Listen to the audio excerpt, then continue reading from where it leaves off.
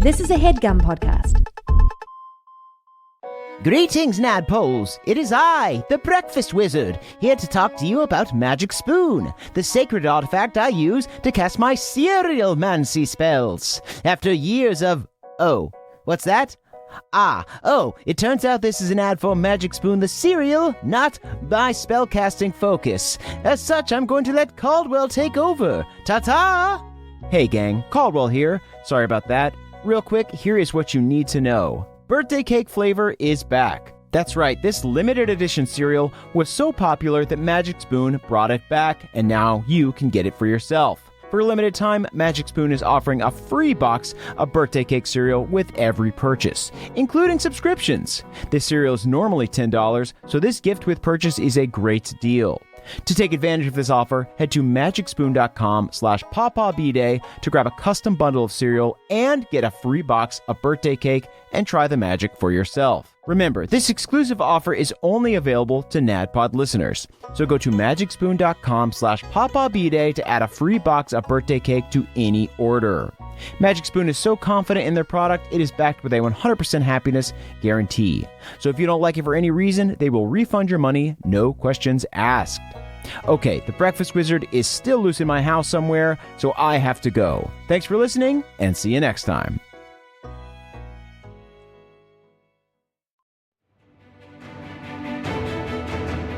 Welcome to the campaign after the campaign. This is not another D&D podcast. Welcome back to Bohemia, everyone. Ooh, I'm your Dungeon Master, Brian Murphy, joined by Jake Hurwitz. Hard one, Shorefoot.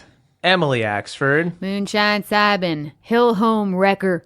Nice. Because you better believe I'm going in there and stirring some shit up. It's going to be Springer. It's going to be Springer up in there. And, of course, Caldwell Tanner. Beverly Togold V, a lad who's glad that Galad's been had. Ooh. Was that a palindrome? Almost. One letter off. Cool. You could have just lied to me and said yes, and I would have been like, No one would have checked. No one. Cool. I would never lie. A+ for my children, Caldwell and Emily. Thank you. Once again, another solid C. Solid C. For my Perfect son, streak. Jake. Keeping I it think alive. I want to start getting B+ in life. Yeah, just like the pressure to keep the A+. It hurt. Like if I was a B+ all the time, it's easy to get a B+. I was proud when I got Don't a B+. strive for the middle. You're doing well. B+ is in the middle. You don't need B+ to. is the top. It's a plus. C is the middle. No, C is not actually the middle. It actually is the middle. It's F, D, No, because F C, is so B, and A. extreme. Yeah, F is well, like you. F is death. Right? F is extreme, and so is A, and C is the fucking middle. That's like if you got all C's, you definitely graduated bottom half of your high school. Definitely. So it's not actually average. Oh, It's the but that's middle great grade. inflation, though. That's great inflation. You know what? I side with Jake. Okay. It is the middle. It's just great inflation of all these people trying to get into Hold Ivy up. League My players are colleges. siding against me. This has never happened before. Literally never happened. All right, guys, let's do a little recap. So last week, you guys went in disguise to a gathering of an evil mage cabal called the Grave Robbers with Erdan the Necromancer. Galad addressed the crowd and instructed the mages to begin the mass teleportation of monsters to Bohemia immediately. The wizard crews teleported off, but you hid and sprung on Galad when he was alone. During the ensuing battle, Hard One was imprisoned in Galad's sword, where he joined his mother, the widow, in a demi-plane of her own personal hell, watching over and over again as her family was pulled apart by the Chosen. Hard One, you saw a vision of your father staying behind while your mother and Uncle Red escaped with you, but it wasn't quite as heroic as you'd originally heard. Elias's last stand was less of a necessity and more of a point of pride. He didn't want to abandon his home, and he wanted to die with honor. Meanwhile, Bev, Moonshine, and Balnor did battle with Galad, who taunted them by projecting images of cities across Bohemia being attacked by monsters. Irondeep, Frostwind, and Hillhome were all being overrun. Back in the sword demi-plane, Hard One faced a warped version of the Widow, who was bound by chains and consumed by her rage. Hard One eventually got through to her, telling her that she did indeed save the child. In the throne room, the rest of the boobs took the fight to Glad, while their allies on the material plane did the same. Just as the monsters were closing in on Hillhome, the Crick Elves and High Elves appeared and joined the defense. Back in the Sword, Hard One had his first real conversation with his mother during the reunion. You saw a crack of lightning deep in the distance. The widow picked up Hard One and began flying him towards it. As Moonshine struck a devastating blow to Glad on the material plane, she saw an image of the widow and Hard One emerging from the sword and helped pull them out. Hard One pulled his axe over his head to once again behead Glad, but instead passed it to his mother, who did the deed and claimed herself Lord of Shadowfell. Alley-oop. And that's where we are now. Finally, it's 2019, a female Lord of Shadowfell. Thank you. Thank you. I've been saying that. Yeah, the widow agrees with you. So you guys all stand in this throne room with Erdan and the widow, who now holds the Sword of Shadows, this cursed blade full of tortured souls. You can see images of these warped, ghostly faces coming off the blade. And behind her is this throne of bone.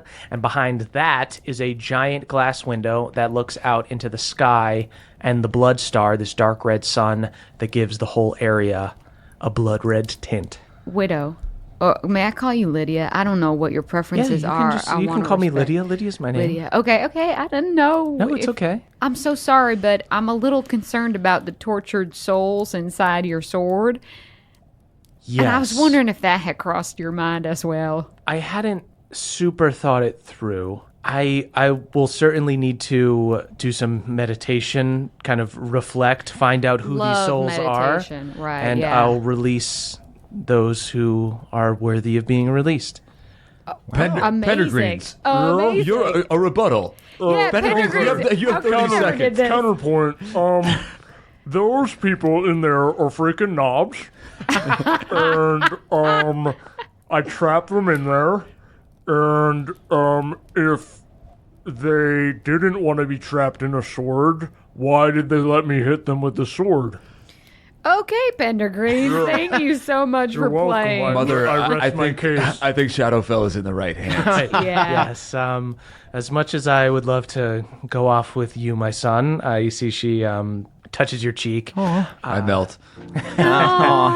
I don't think there's much of a place for me on the material plane anymore. Honestly, I've been whatever it is I am longer than I ever was alive, and perhaps I can bring some light to this otherwise gloomy place.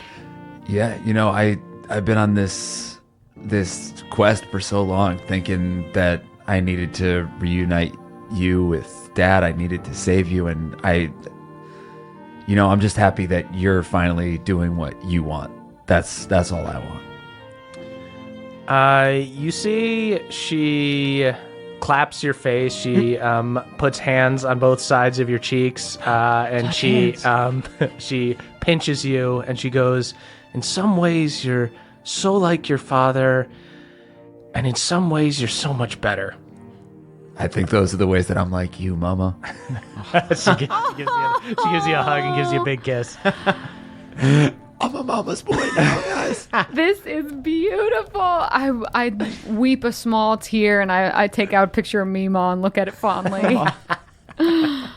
Lydia, I have to say I am actually very, very excited to hear that you want to kind of bring some, not necessarily light, because it's not like light is better than dark. There's a lot of good things that happen in the dark. Right. But I'm so excited to hear, because we met these bastards of none, and they got the short end of a stick. You see, she nods and she goes, "Well, it seems like I have a lot of work here. Perhaps I should meet with some of them." Yeah, I'm not sure of the infrastructure. I don't know if people... I know. No. I'm not trying to put anything on your plate just yet. Why don't you take some time, get used to the place? By the way, this is my friend Moonshine. Oh, hi, Moonshine's happening. Yes, we did meet one time. I think I was ogled you, and I'm sorry about that. I don't remember you ogling me. Okay, She ogled you, Mom. It was She ogled you subtle, big but time. Yeah. Don't... She I ogled just you got to one me of too. them. Elias, don't be a tattletale. Sorry, Mom.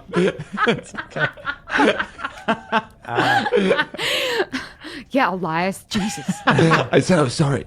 I nudge him in the. She's nudging me. All right, stop nudging. Stop nudging. I get hard one in a headlock. Okay. I go into a rage and I get hard one.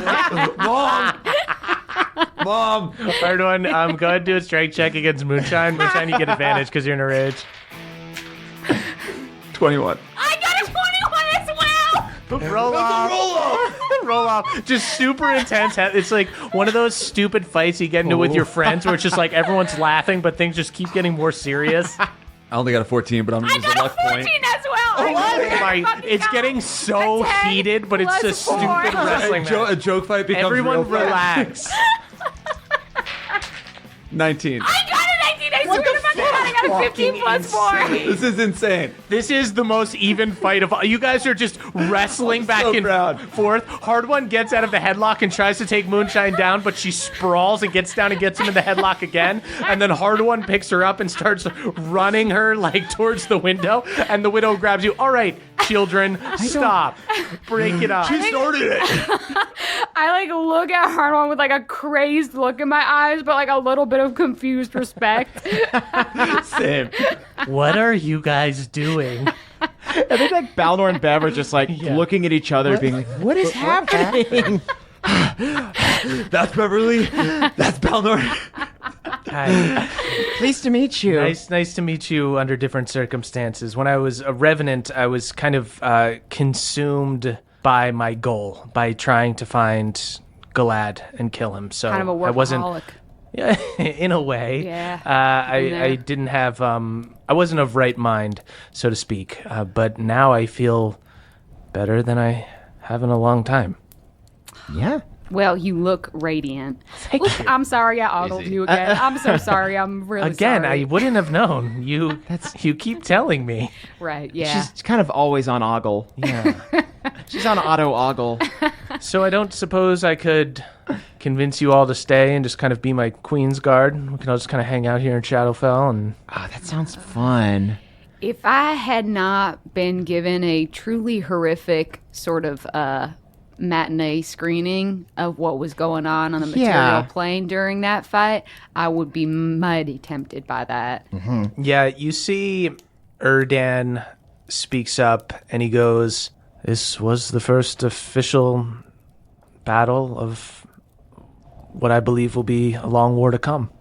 Y'all, I gotta say, we gotta go fuck up Theala. Yeah, she's kind of gone off the deep end. Yeah. Like, I'm just hitting myself for those early days where we even thought she had maybe an inkling of a good idea.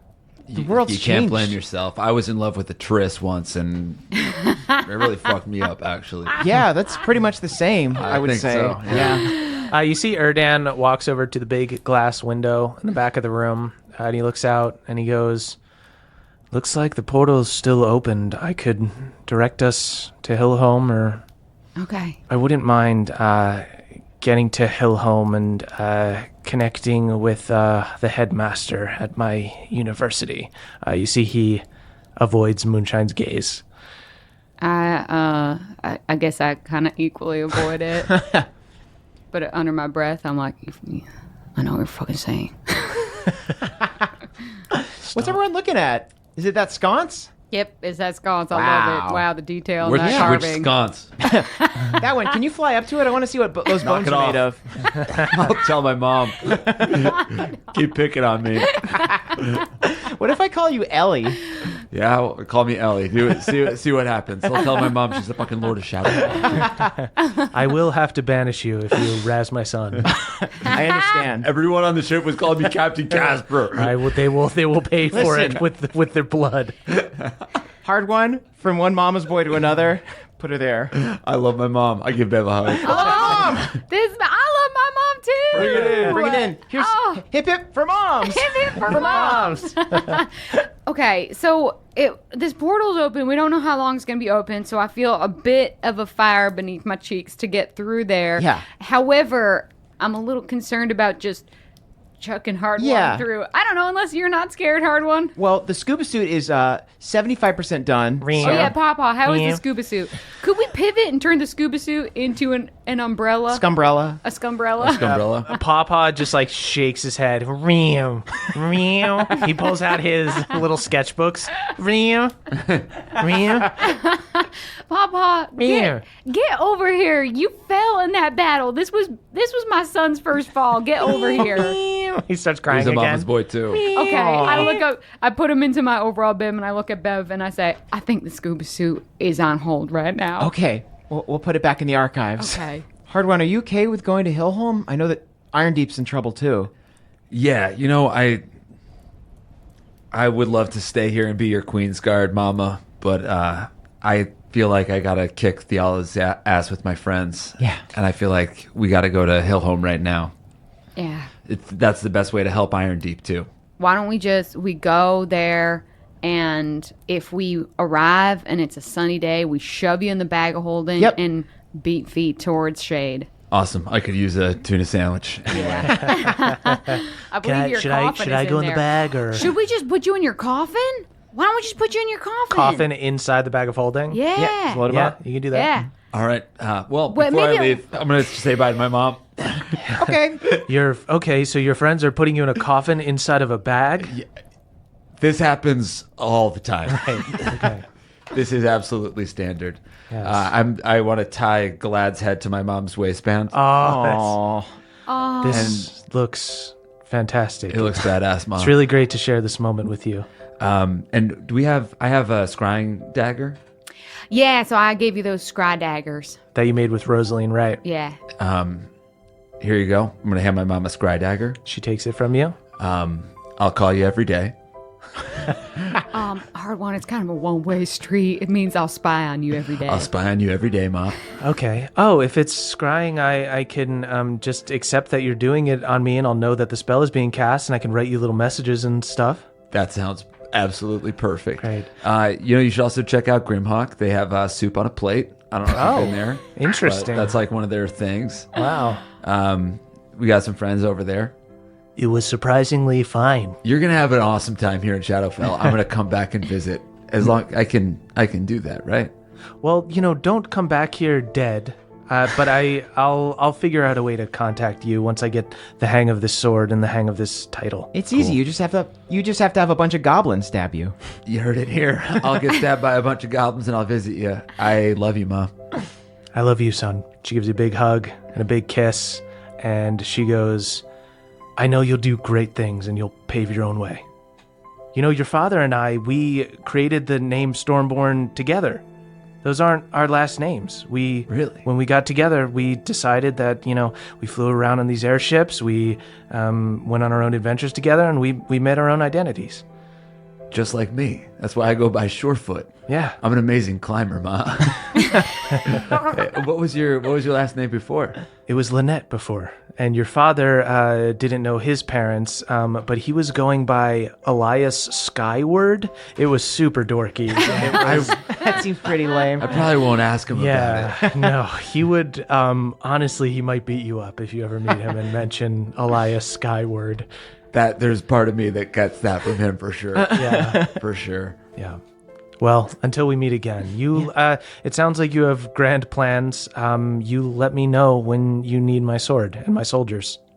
We will. Absolutely. And before I leave, I was kind of resigning myself to the idea that I may have to take over Shadowfell. So I had Pawpaw write up a couple ideas I had about how to sort of turn the place a little more positive. So Pawpaw, you want to hand those over? Meow, meow. Papa goes into his legal binder, pulls out a bunch of papers, and hands it to her. Oh, well, I'll be quite busy. Yeah, if you are looking for other ideas, but course, no yes. pressure. But I just wanted to give it as stuff I was thinking about. Yeah. Here's the carbon copy. I hand her a legible version. Thank you so much. Yes, ma'am. May the Blood Star guide your judgment. You know what? I might start saying that. Yeah. Oh, May the feel Blood free. Star guide your judgment. Feels good. Yeah. All right. That's a cool slogan. Yeah, put that on a bumper Yeah, sticker. that's for once you guys are started doing like a tourist outreach Right, kind of moment. yes. Yeah. Yeah. Yeah, All we're right, going to Mom. turn this place around. I'm gonna make you proud up there. Now I have to go into my coffin and get inside a bag. Right. But Be who you are, Elias. peace out, Mom. Yeah. Oh boy, this is Skyward all over again. Cool. So you guys say your final goodbyes to Lydia. And you descend the stairs through the secret entrance through which you entered the castle. You reach the elevator and the heat hits you again. You're in this giant hell forge. You see that there are some monsters still working. So some just want to stay living, want to stay in Shadowfell. They don't have unfinished business. They don't need to live somewhere else. These will end up being, Lydia's minions. I give him the kind of like, how's it going nod you do when you're like walking the dog and then there's somebody else on the other street walking the dog. Yeah, they do a real cartoonish, it's a living, Flintstone style. Technically not. I get paid and how much I love the work. Papa did put in start paying the minions into the paperwork. Yeah, I think Man. that's important. Man. Right now Absolutely. they're working for tips, and I just think that ain't right. That's it. I earned The it. living wage. I tip all of the minions. Oh, thank you so much. Never had this happen before. Wow. You people are too much. Yep. Keep it up. We're fucking loaded. So you guys see the elevator is still there, but the giant Hulk that was like pulling it is no longer there. But Erdan summons this giant, it looks like a giant mage hand, but it is the spell Bigby's hand. It is a stronger kind of mage hand, and it begins pulling the chain for you guys, and you guys begin descending down through the forge. Until you guys reach a platform near the bottom. It is one stop higher than the sea level through which you entered. You can surmise that this stop will take you to lower Ember Heaven near where the bridge is and where you can enter the city. So the elevator creaks to a halt, and you walk off through a dark tunnel with a light in the distance, but not the normal kind of soft red daylight that is typical of a Shadowfell afternoon. There are streaks of red and orange that move in waves. You can assume this is coming from the portal. So as you guys exit the tunnel, your eye is immediately drawn to this massive gate at the archway of the bridge. It has a black center, like a giant black hole, and it's surrounded by this fiery red and orange ring of arcane energy that licks the air. It's so big and powerful that you feel drawn into it, as if it's kind of affecting the gravity around you. You see some little pebbles and rocks moving next to you, and Erdan looks at you guys and he goes, any last thoughts before we jump in there? Can you do a cannonball? I don't see why not. I'm gonna Okay. go for a jackknife. Yeah. Everyone do performance checks as they jump into the portal. I'm gonna swan dive into my coffin. Erdan's gonna go for a can opener. 14. He did pretty good. Pretty solid can opener from Erdan. You see he jumps forward, jumps into the black hole, holds 1 foot back, other leg straight, and goes, woo. 11 for my jackknife. 11 for your jackknife. Yeah. Moonshine, you get way too much torque and hurt your neck and yell ow as you get sucked into the portal. It's going to be a 14 on the cannonball. 14, pretty solid cannonball. Tight and low. You just, you don't have that weight to make a big arcane splash as you go through. That's unfortunate. You see Bev goes through, and there's almost like a liquidity to the black hole, and you see it just doesn't make a very big splash when Bev goes through. Yep, just a little bloop. I got a 19 on my swan dive. Oh, beautiful swan dive. Only Balnor's around to witness it. You hear him do a small gasp, just at how beautiful it is. And then Balnor cannonballs in after you. How's Balnor's cannonball? You guys don't see. Immediately he gets in. He goes, "I got a huge splash, gang." You gotta teach me how, Balnor. So you guys are just like screaming this over just like shrieks of arcane noise. You guys enter the portal, and it's this strange sensation because you are physically shooting forward, but it feels like you're falling. You just have absolutely no control over your body, just flying at maximum velocity through this strange subspace tunnel, just black and orange and red energy all around you. You're all in this group around each other.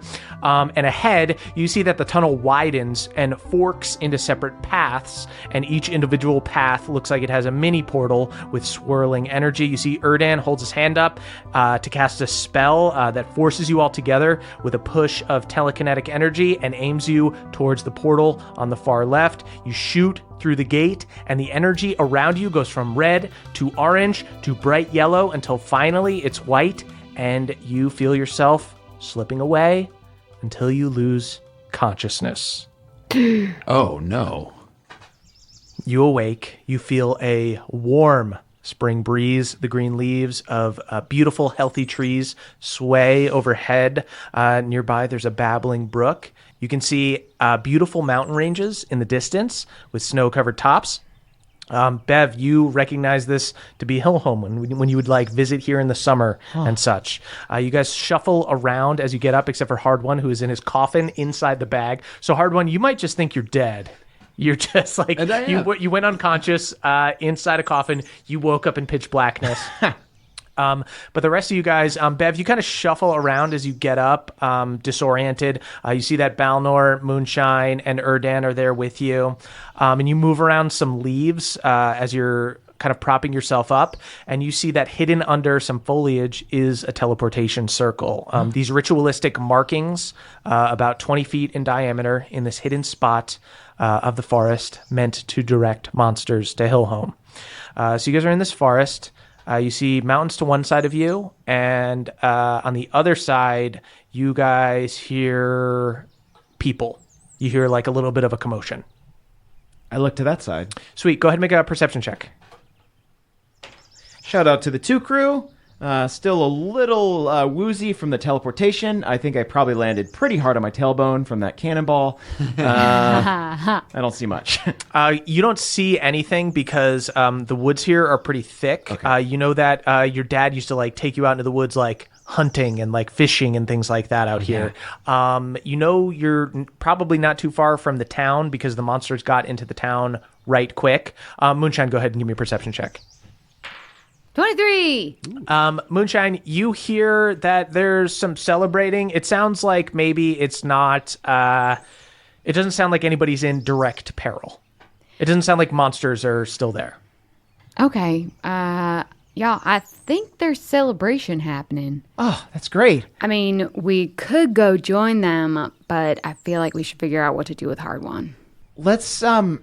Let's take care of what we need to take care of first. I don't want anyone to be unnecessarily spooked. I think we want to go in with our best hearts and our best faces forward. Okay, I will just get in his coffin and reincarnate him right here and now. Hell yeah. Oh, shit, sister. Wow.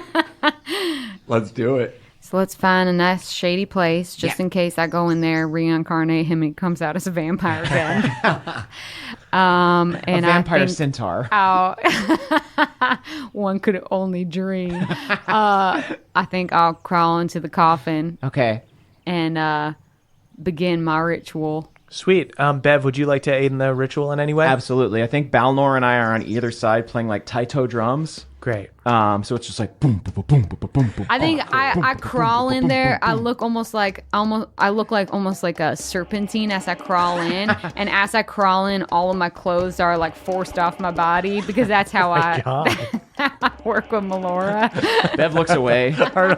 You think you've died, and suddenly Moonshine crawls in your coffin naked. You ready? Balnor, look away. Balnor? It's happening. You ready? This is what you want, right? It was going to be like this.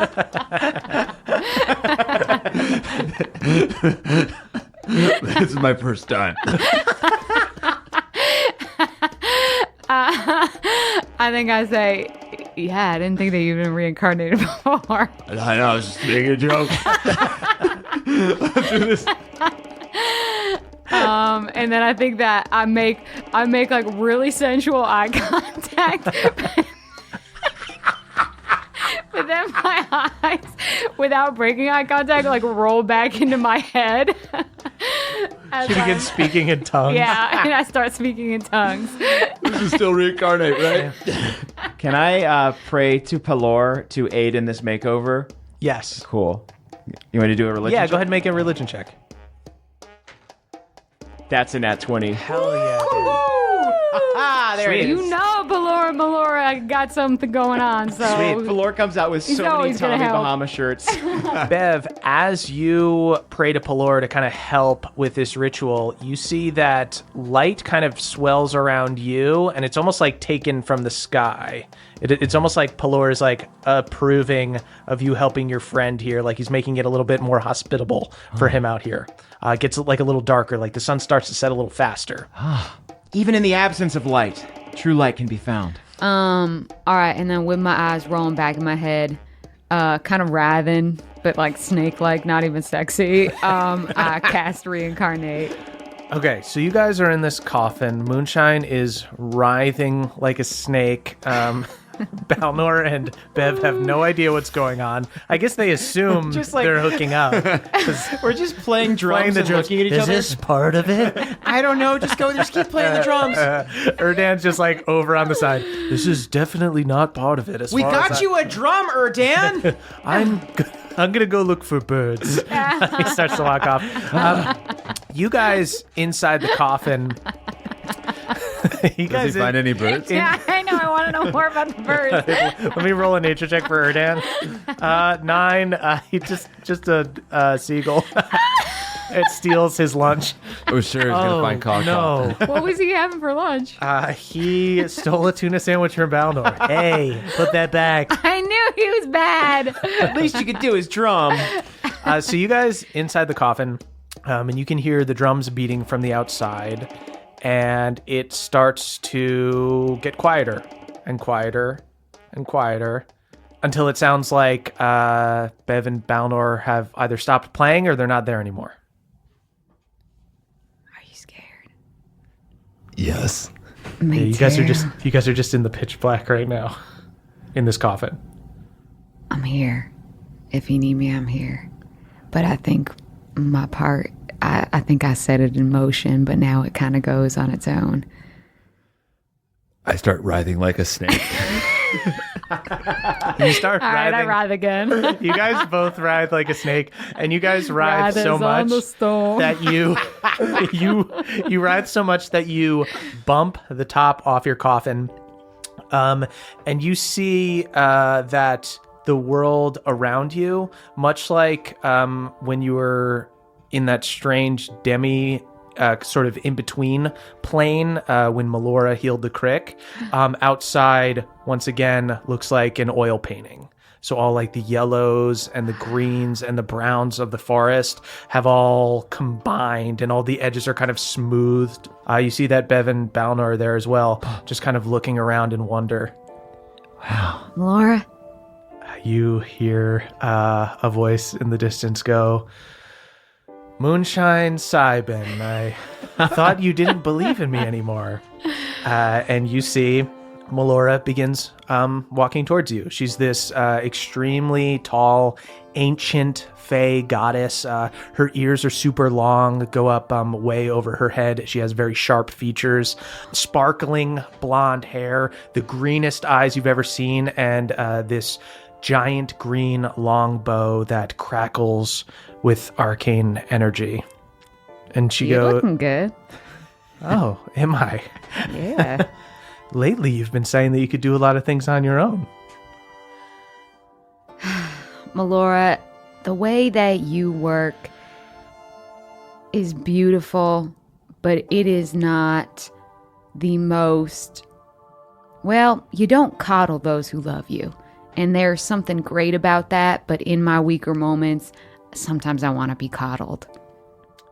You see she nods, and she goes, You know my feelings on the natural order of things. I know. Sometimes you're the predator, sometimes you're the prey. Yeah. Too true. God, I love you. You mind if I get that as like a rib cage tattoo? Would you like me to Yes. give you a rib cage tattoo? I know today isn't about me, but hard one. Do you mind if I just real quick get a rib cage tattoo from Laura? Honestly, I forgot that I'm even here. You guys look at Hard One, and you see that he is now a spirit. Like he has a ghostly form. Sort of a bluish hue, and you can see through him. Bev thinks Captain Casper, but doesn't say it. Moonshine, minor illusions, a banana peel in front of Bev. Careful, Bev. And you see The moment is right. Molora does inscribe the sometimes you're the predator, sometimes you're the prey. Wise words of the goddess onto your rib cage. Awesome. It looks super trashy and hot. Especially it's also glow in the my dark. belly chain. Yeah. It's glow in the dark. This is awesome. Melora, I am so sorry. The smallness in me came before you, and I wanted to just be around you, but today is actually about my friend Hard One, and I need your blessing to allow him to transcend a curse. She nods. You see she walks over to Hard One the spirit, and she says to you, there's no shame in death. Death is a natural part of life.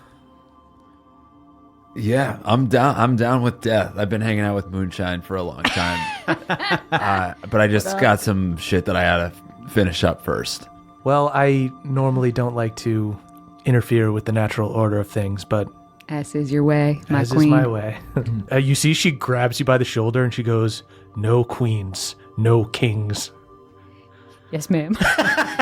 No, don't listen to me, but don't, if that makes sense. God, you're do so if you want confusing. to. I love it. Oh my God, I love it. Ah. I'm so sorry. No one look at me. Oh. This must be a weird Bible. What are we doing here? Just play cool, Palnor. Malor goes, in this situation, where someone has been cursed by something unnatural, I can help you. Many warriors throughout the ages have perished to the elements out in nature. Their spirits have passed, but I have preserved their bodies for cases like this. They all lie intact in the same place they met their death. You see she waves her hand, and you see several projections pop up. One of a block of ice on the side of a mountain covered in snow, another at the bottom of the sea, a jungle, etc. Just all of these landscapes, these treacherous landscapes where warriors died long ago. And she goes, now to speak to the spirits and find out which one would loan their body to your cause. She holds her hands up. Her eyes glow green, and she begins shaking and speaking in tongues, writhing like a snake, and her clothes fall off, as is the way of Melora. Absolute vision. She looks possessed. You see ghosts are literally swirling out of her. They're like coming out of the projection. You see her like in a flash speaking to all of these different spirits, kind of this crazy dance of ghostly projections. Finally, she goes back to normal. She blinks and she looks at you, Hard One, and she goes, I have some good news. There is a warrior willing to give you their body. It's not a boot, is it? Hard One, go ahead and roll your reincarnation check. And I will say, we had said in the past that we would let you roll with advantage, essentially roll 2 and pick the one that you like more. Mm-hmm. We will definitely be allowing that because Bev got a nat 20 for Pelor to help. Heck yeah. Bev, you see in the one projection of the sea, you do see the big kahuna surfing a big wave. Oh, the Buff King himself. And I will say, does he let you call him a king? Absolutely. And he is a That's kinda king. neat. And we But I stand kind him. of like that she won't let me call her a queen, but she is my queen. He is king, he is dad, he is all in one, and he is rad. And he is fun. no dads, no masters. So for everybody at home, the reincarnation spell is going to allow Hard One to roll and be given a new body and be cured of his vampirism, but his current body will just turn to ash and go away. We have made a custom table because there were a few character races that would make Hard One quit the show, like halfling. He doesn't want to be a halfling. Just rude. Honestly, just rude. I have to be tall. We did leave Gnome on here. We did leave Gnome on here just for it to have just in case I need to be punished for Yeah. eliminating halfling. So we did add some things from Volo's guide and a few other of the expansion races. So Hard One has a potential of coming back as a gnome, an Iron Deep dwarf, a Frostwind dwarf, a Genasi, a high elf, a crick elf, an Aasimar, a half elf, a half orc, a Goliath, a human, or a tiefling. It's quite a list. And I'm allowed to use my luck points to roll 5 times, right? I would maybe let you use it once if you roll real bad and you beg me. If he uses a luck point, does he get to roll with advantage again? Because of Pelor? Pelor's still surfing. Pelor's still surfing. I would think both. like the tides. Don't still... push it. I'm already letting it roll. I'll Venmo you $50, dude. Jake, Oh, I'm so please nervous. roll. I believe I rolled a 1. And that is a gnome. Oh my god. Indeed. 37. 37. Malora goes, all right, well, shall I take you to him? Yeah, let's do it. Or, as you would say, I don't care. Oh my god, that was so good. Very Harmon, you're making a funny. really good impression. I love this. I do a really bad wink at Moonshine. I do a really bad wink back. You see, she takes your hand, and even though you're a ghost, you feel her touch, and she grabs you, and she pulls you into one of these windows, the one of a sea. You see choppy waters. You don't see land anywhere. Are you becoming a merfolk? A merfolk in a bullywug mating in a bullywug scuba suit. You see she takes you and she pulls you into the sea. And you're not swimming, you're both gliding down to the ocean floor. I take Bev's hand as we watch this. Are we watching this? Can we see this happening? Yeah. Oh. I take Bev's hand, Yeah. just quietly. And she goes, this warrior never felt like he belonged. He was different than the people he grew up with, and he left his hometown to find adventure. And unfortunately was killed during a battle at sea. He was shot with an arrow and fell into the ocean and drowned here. Like you, he was torn between two worlds and never really felt at home. He was a half-elf. You see, she gestures to some sand at the bottom of the sea, and you see this perfectly preserved half-elven warrior down here. Does still have like an arrow in his ribs, but his body is preserved. All right, yeah.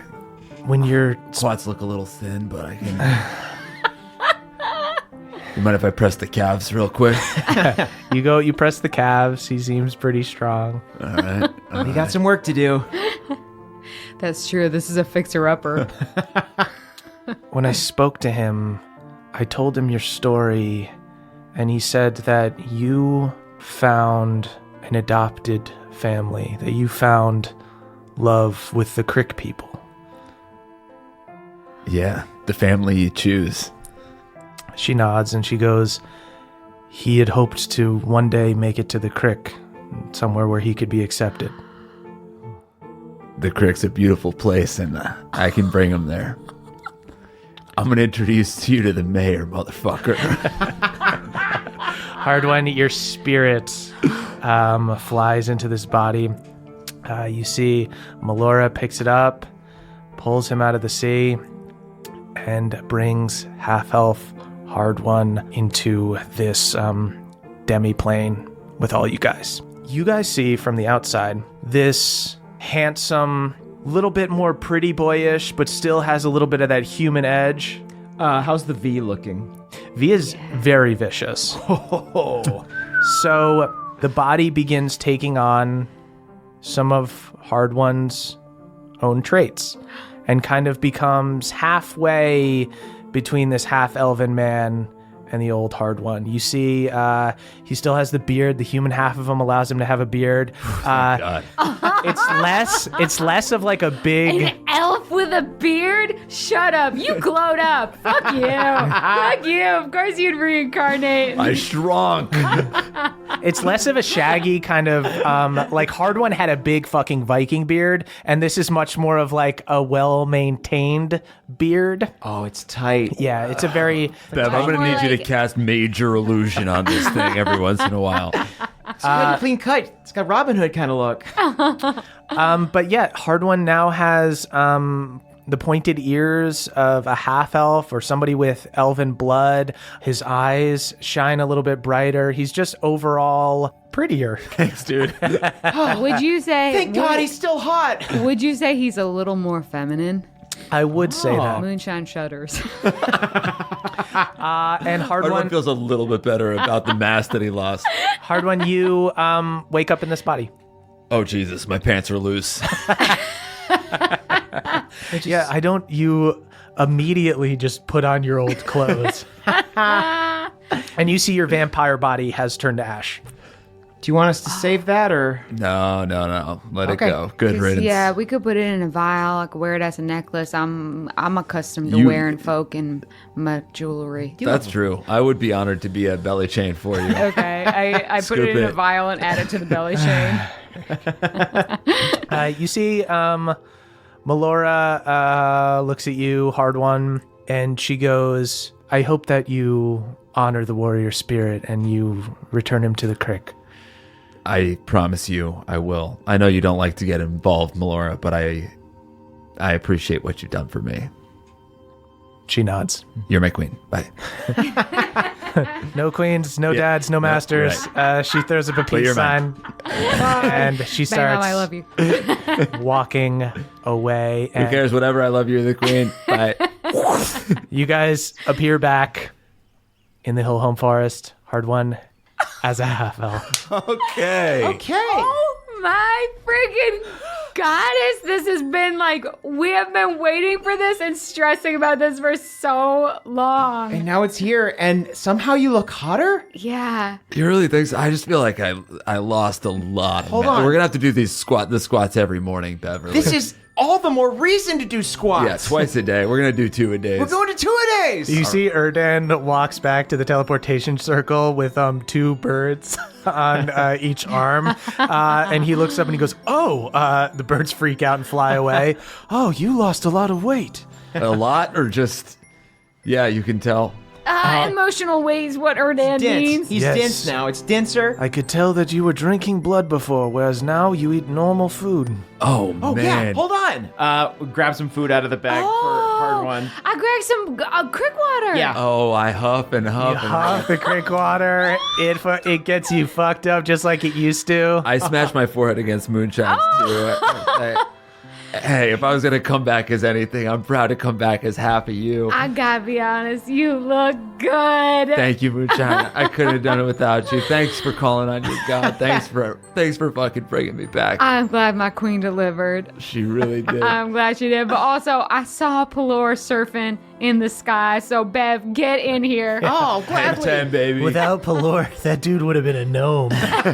I would have fucking killed myself. Whoa, easy. We weren't gonna say anything, but Easy, yeah. man. You look good, man. We saw Pelor surf in and then just kick the gnomish spirit away. It was wild. But also, he gave Melora the most like "I'll see you later" girl kind of don't look. think. There was kind of a There's wink. something going on between the two of them. It's kept- like the sexual tension between the two of them is like a mist. Pelor kept his distance, though. That wasn't... Yeah, I think My honestly, fault, was it? No. I think it's Melora. Oh, sure, yeah. She's got a bit of a Not answering his phone calls.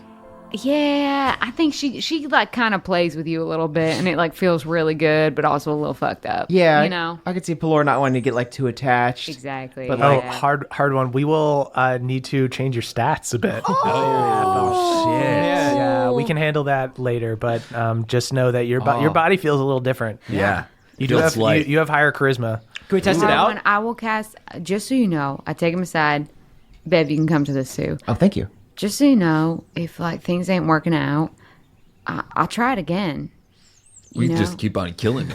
Well, we can just. I'm just trying to say, like, this is a big thing, and I just want to say I'm here for you. That's all I'm trying to say. Apparently, it's appreciate easy. that. You just get in a coffin and then you come out someone else. I've died enough, I think. Okay, you We're trying look to- great. You look great. I've never felt prettier. Oh, Pass me a crawfish. oh yeah, this one's mostly brown stuff. Oh. I think all of you guys brown have of the not batter. seen like the actual sun in a long time. Like you guys have been out of the material I plane lay for a out long a picnic time. blanket. Yeah, it's we're home. it's Y'all, gorgeous here. Park the caboose is here. And hard one, you straight up. I mean, you thought maybe you would never see the sun again. Yeah, I love not killing animals. I'm so relieved. I thought for sure you'd come back as like a Goliath and have a really nice spirit about it, but I would see a little bit of sadness in you. This is how I see myself, you know? Oh, that's I've always great. been half elf ever since I met you.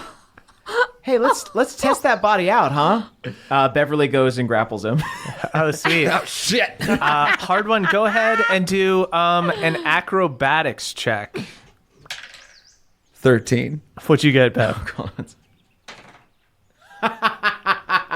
It's a natural 20. Bev fucking kicks your ass. It's fine. You should have seen me the first time I wore heels. Okay, Balnor, hand me my coffin. I'm doing coffin No, squats. you gotta just get used to the body, man. I'm sorry. Yeah, you're just not used You to gotta it. get used to it, dude. I'm used Just to relax. it. Give me the coffin. Bev, did you need to go that hard, dude? I'm sorry. Did you need to go that hard on him? I thought, I don't know. I just, Shit, actually, Lay off, Bev. I think Bev doesn't know his own strength. He's a young grown boy. he's had a Balnor. lot of crick water. Balnor, pass me my hammer. Don't worry, Bev, it's not about you. Balnor reaches in the bag, pulls out the Queen's hammer, and hands it to you. You grab it, and it does not reject you. Is there a babbling brook nearby that we can heat up? Oh, I'm on it. Hell I yeah. stick my hands into the water and I cast control water and You make guys- it bubble. I call my dwarven daddies. Yes. You see 3 dwarven spirits emerge. Ardwin, you never call anymore. Where have you been? I was a Some vampire for a evil little person while. stole the hammer. Yeah, I'm sorry about that. I was a vampire, but now look at me. I'm a half elf. Look at you, you beautiful boy. Starring Steve Carell. Thanks, We Y'all watched have that. Netflix back then or We watched a lot of movies in the hammer. You have hot tub here. That's why I called you. Oh, yeah. I'm making a hot tub for y'all. You are now beautiful inside and out. Your dwarven daddies kiss you, and they get in the hot tub. Oh, Yeah. so good to relax. I mean, we relax in the Yeah, hammer. it sounds like you but guys just watch flicks we all pretty day. much just watch flicks, but it's good to just get some air. Hammer, very dark, very just sit there. He likes to watch Big Bang Theory. Oh, man, I'm so sorry. What? It's not my fault. It's cool. I take funny. a bath bomb and I put it into the a homemade one. It just starts sparkling. There's acorns in it and dirt. This is crick bomb. Yes. Quick bath bomb. Very, it is. very strange. Very good. Yes. I love you. Eat a rat. I love you, Eat a Rat. I feel like just crawdads are just floating up to the surface dead. I'm slinging it back. Oh, I tried to eat one. I see he reaches his hand and somehow feel hot tub, but cannot eat the crawfish. It does not make any sense. I do not know. The rules are weird. The rules are weird. Oh, y'all, I feel so relieved. It's good to have you back. Yeah, it's real nice. And to be you three. Yes. Yeah, always a pleasure. Good to be back. Yes, been gone for a long time. This is one big tub. back. One big Yeah. tub. Big One tub. big tub. All right, fine. we're all I hopping get in. in. I put on a modest one piece. After having like, just what? gotten so nude. Yeah. I'm wearing She one was- piece as well. She was naked when we showed up, and now she's in the water and is wearing more clothes. Well, we're sharing a hot tub. There's a hygiene issue. Yes, that makes sense. I'm Yeah. dirty in the hammer. Yeah. Beverly has a bathing robe. So you guys take a little time. You guys kind of relax. And you hear the voices that you had heard celebrating kind of dying down a little bit. And Erdan walks over. He's just been kind of weirdly watching you guys from the corner, kind of Bran Stark style. And he goes, perhaps we should survey the damage? Yeah. Oh, yeah. I think so. So this is real time. We're showing up and they just finished fighting. So it would seem. We should go confirm that. Yeah. Let's go check it out. Daddy's Okay. back in the hammer. All right, to go back Hold on. in. You want towel off first? Yeah, I'm pruning a little bit. Yeah. And towel off. You know what? I might do that thing for a second where you like sit on the edge of the hot tub and you just kind of put Yeah. your feet in, Right. let yourself Just kind of great. cool Sure, off. sure. Just cool off. Just And gonna there's do a that. lot of great Steve Carell flicks Yeah. inside the hammer. Oh, is that right? It's Do an you guys have any amazing library. recommendations? Yeah, welcome to Marwin for sure. Oh, For sure check that one. interesting. You know, I gotta say, what's that movie? Crazy Stupid Love. Crazy, that's Oh. a good Sexual chemistry between Emma Stone and Ryan Gosling is quite enjoyable. Interesting. Two Yeah. sexy people having Two sexy chemistry. people having chemistry. Steve it's Carell nice. also It's nice. very likable. We like Yeah. him. one. Foxcatcher is a really interesting role to check him out. We have not Yeah. seen Yeah. the Foxcatcher. Look He at did not want to. Smacks the ghost of Bronzebeard. He did not want to watch Foxcatcher. Well, he just Said he watched wanted- Big Bang Theory all day. He wanted to watch Date Night, which I like Steve Carell, so we've kind of went in the middle there. Happy We compromise. thought it was fine. You guys Yeah. got to get a second account. We only have one TV, so No, not you else can to set do. up. You can set up multiple accounts on one TV. Oh, really? You have to Just go in. fuck with your You know recommendations. what? Why not that's all. just go? Do you to the guys hammer want to come into my? Do you guys want to come into my gym? No, that sounds weird, but in like a bad way, not in the way that the bath bomb was weird and good. Well, we're going back into the hammer. Oh yeah, cool. Yeah, no, you guys go your way. I'll go my way. Ha, we have a lot of friends that live in stuff. Yeah. Ghost goes back in the hammer. God, it makes you not look at objects the same way again. Yeah, never. Everything you're like, is a human soul lurking in there? Chances are good. By the way, Pettigreens, that was super desperate, man. Was it? Yeah. Was it obvious? Came across that way. Just seems like they have a good thing going on over there. That's I true. thought maybe There's we could have like a friend situation. I could be the three of Joey. them, one of you. Yeah, Yeah, right it's kind on. of unfair.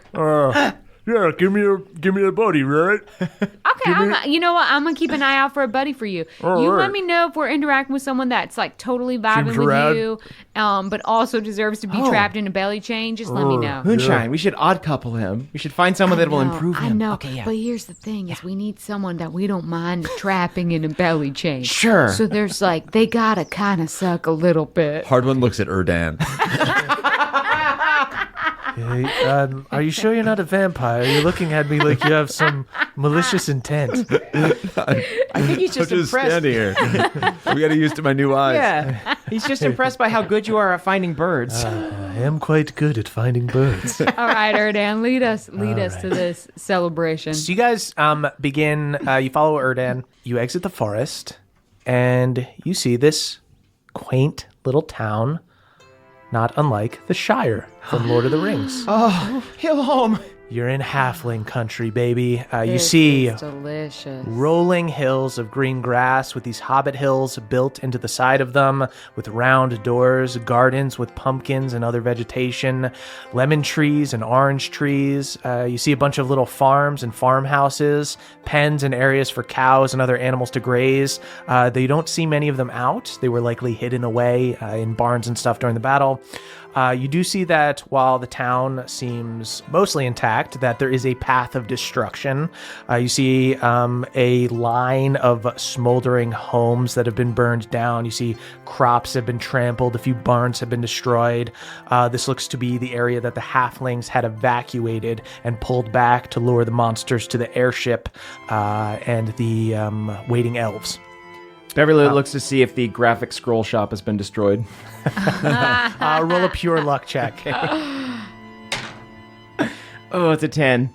A 10? Uh-huh. It's smoldering, but it looks like it's standing. And in fact, there's nobody there right now. It's evacuated. Okay. I go in. You go into the graphic scroll store, and you are essentially a kid in a candy shop. You see a bunch of Ulfgar scrolls, a bunch of scrolls about like legendary elves and like legendary Goliath barbarians and stuff. Do I see anything about illustrated guides to being a better cleric? So this is kind of a comic shop. Okay. So you don't find any instructional guides or anything like that. But you do find a graphic comic series about some super pious dwarven cleric. Awesome. Who's just like a badass god fighter. Named Brunhild. Yes, named Brunhild. Aw. Named after Emily's dwarf cleric. The Brunhild Chronicles. I pick up the books and say, like, I want to get this for Erlin. Can I have some of the money? Oh, of course, yeah. Cool. Truly, This is a completely abandoned shop that is a little bit on fire. If you want money for anything, I'll never say no. Thank you. I just want to. It's your money. I want to make sure. I lay down 100 gold. I put way it too much. I put it in what's left of the cash register. All 100 gold? No, I guess probably like I mean, 5 I gold. give Yeah. 100 Okay. gold. They have to rebuild. Yeah, we'll distribute What about that 12 elsewhere. gold? Sure, that's way more than it's worth. But Cool. you But throw we you should throw because 12 they got gold. some reparations to do. Sure, you throw 12 golds down on the counter, and you guys exit the graphic scrolls, the graphic scroll shop, and you guys continue walking into town towards where you saw the kind of monsters were running. You follow sort of the path of destruction, knowing that eventually it will end where you saw the halflings and elves and everything, and you find it. You see a bunch of halflings, and you see crick elves and some high elves kind of celebrating together. Some of them are somber. You see like some of the older halflings kind of just didn't want to have to deal with this shit. They're, going home and kind of just like slamming the door, or they're, there's some devastated families that are looking at their homes that have been messed up. Yeah. Some people helping each other and stuff, but there's a bunch of people that are just kind of like hyped up that they just won this big battle and didn't suffer heavy losses. You don't, however, see the airship. But you see away from sort of the people that are celebrating, there are some people that are wounded and that are being treated by medics and healers and such. And you see that amongst the wounded, working as a medic, is Martha Togold. I yippee skippy boots right to her. Sweet, you yippee skippy I'm boots gonna over. my queen her. You guys run over and you bow down. You see Martha Togold's face is all dirty. She's wearing a bandana to hold her curly hair back. She's treating a halfling who has an arrow in the back of his thigh, and he's just screaming, "They got my ass! My ass!" Oh no! Calm down. You're fine. Just They calm got my down. ass too. You see, Martha Togold looks up at that, and there's a vague look of recollection on her face as she looks at Hardwon, and she goes, "Hardwon?" Mama told gold. You see, she sees Moonshine Simon. Oh my God, my baby boy! And she gets up, she runs over, she hugs Beverly, and she starts kissing him furiously. Oh God, I didn't know where you were. We were everywhere. You've been so long. You've been gone for so long, I missed baby. you. I missed you. so I missed you. much. Oh my God, I love you so much. I love you too. Runs over to Moonshine, starts pinching her cheeks. giving her a kiss. I still commit to the kneel.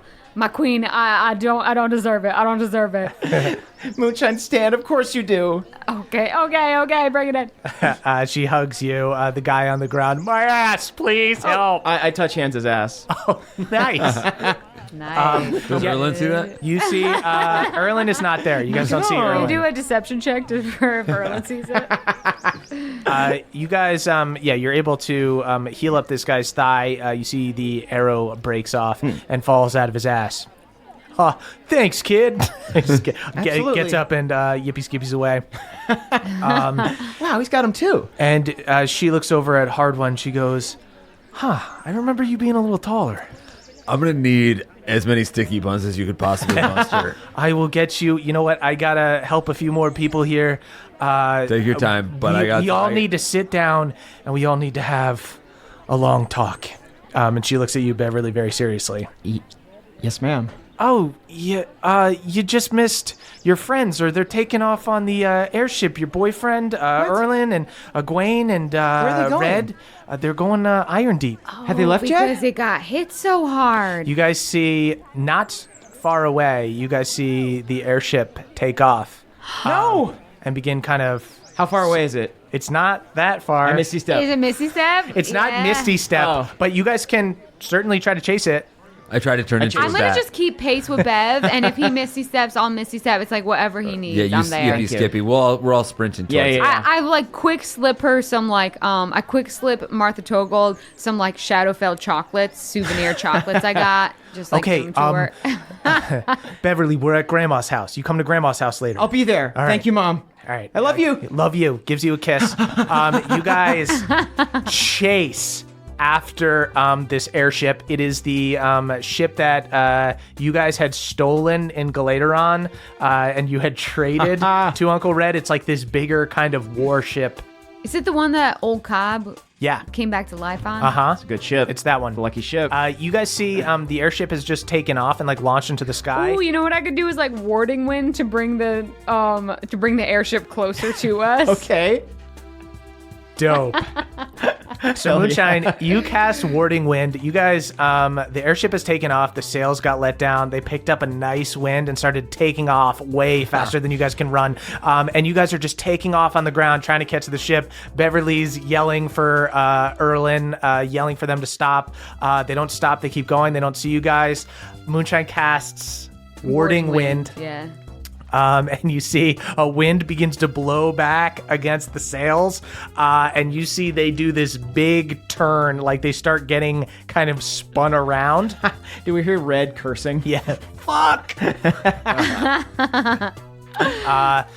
You see Balnor lights up his blade and starts waving it. You guys just make a commotion down on the ground, and you see the ship stops and then begins coming towards you guys.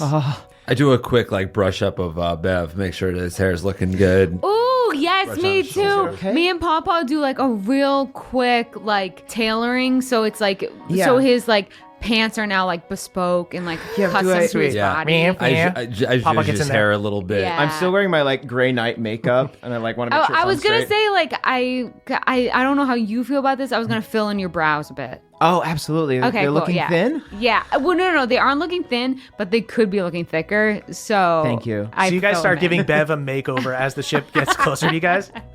The ship settles right above you guys, and suddenly you see Uncle Red's head poke over the side of the ship, and he goes, "Hey, Bev, looking good, kid. You look great. Thanks, Uncle Red. Hey, it's good to see you guys. Where the hell have you been?" Stay wild than Shadowfell. Yeah. No lies here. Oh shit! Yeah, we had some Yeah. fucking monsters come here. And you see Egwene and Erlen pop their heads over. Dude, Erlen! You see they toss a rope ladder over the side of the ship and just slide all the way down. Oh, youngins, y'all making me proud. Awesome. Is Erlen still wearing his armor? Erlen is still wearing his armor. So Erlen now is wearing full plate mail that looks kind of all banged up, like he's been doing some adventuring. His hair, he doesn't have the helm on. His hair is a little longer than before. It used to be like curly and kind of stand up. Now there's too much weight to it, so it like hangs down a little bit. So cool. Does it cover one eye? Wow. It covers one eye. It looks kind of rad. You see, Beth messes this up to look the same.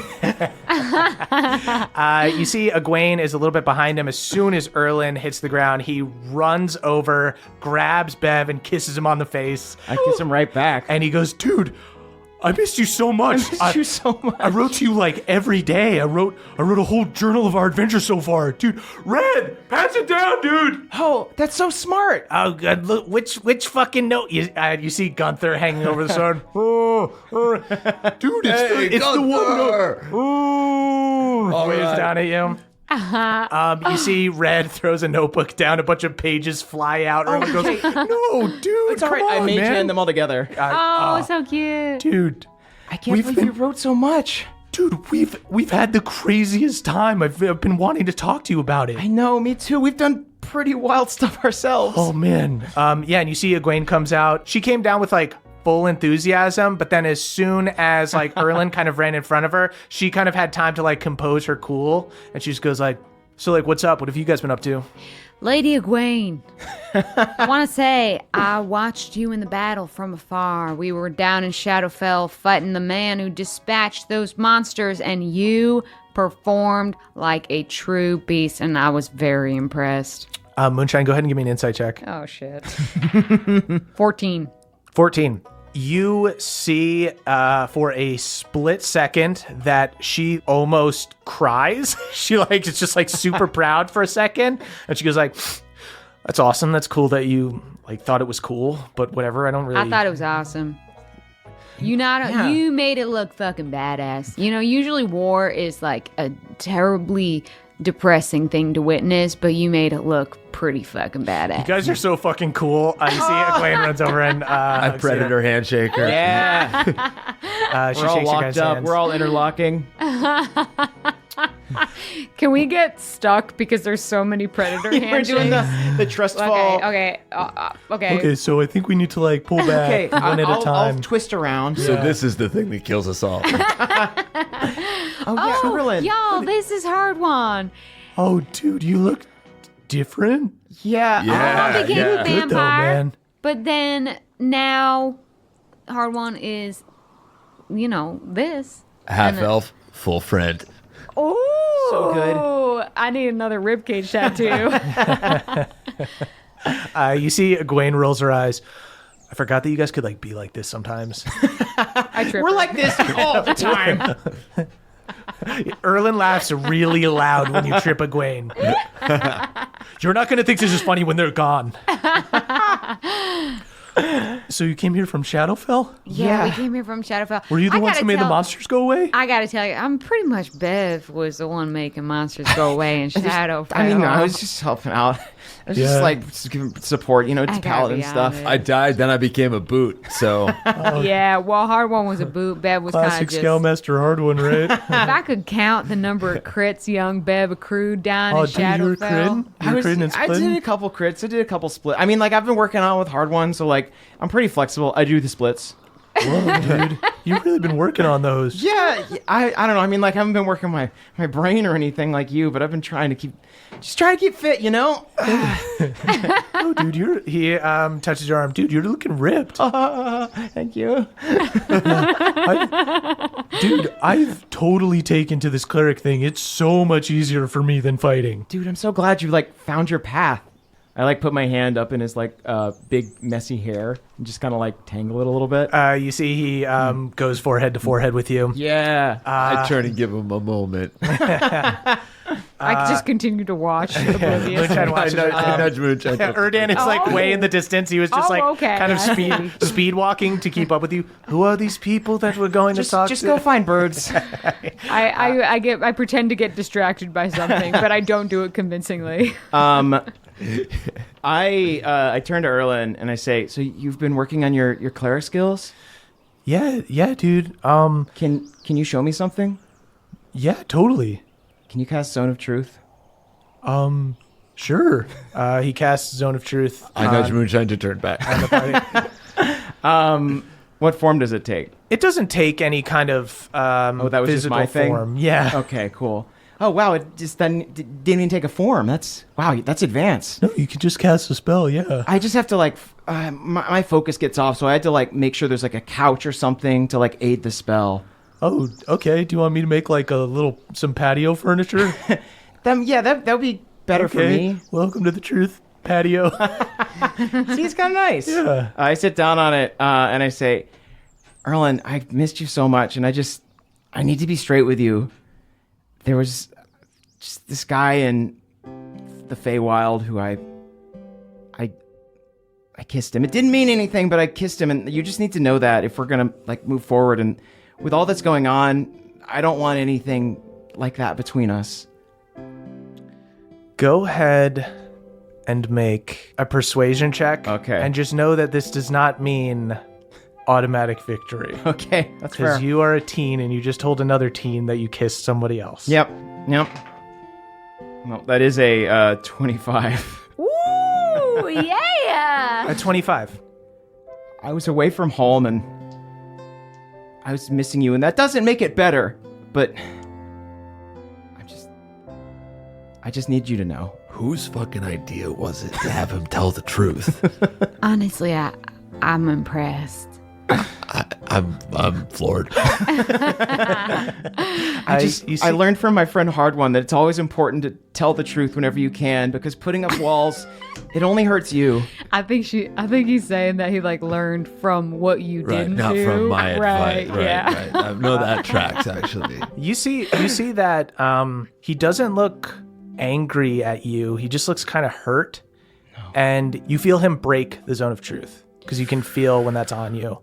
And he goes, yeah, no, dude, no, it's whatever, man. We kissed a couple times, and I don't know, maybe it's just people, you do that thing where you're almost in a relation, we weren't really a thing. It still didn't make it right. I gotta go to Iron Deep, dude. Okay, I try to kiss his cheek. He lets you kiss his cheek, but he's kind of just sitting there, and he just nods. He goes, yeah, dude, well, be safe. Yeah, you too. Oof, Moonshine, you see that? I mean, That was I stand by the youngin'. I thought he handled himself with great aplomb.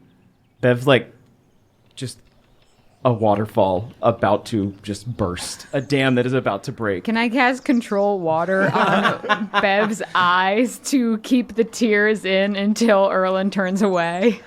Sure. You see he starts to walk back towards the ship. I know that you've been getting to hang out with these really cool scoutmasters and stuff and going out on these cool adventures, and you're a cool guy now, but just remember that I always thought you were cool. I don't care about being cool. I don't think I'm cool. And I don't care if you think I'm cool. I just care about you. Regardless of if we're together or not, I'll always care about you. And I'm sorry that I've hurt you. You see he nods, and he goes, I'm not mad at you, dude. It's the end of the world. Yeah. You see he puts his helm on, and he climbs back up the ladder. And you see Egwene goes, well, I'm gonna go. Yo, tell your brother that I saw the kid that he kissed. He was probably a 5 max.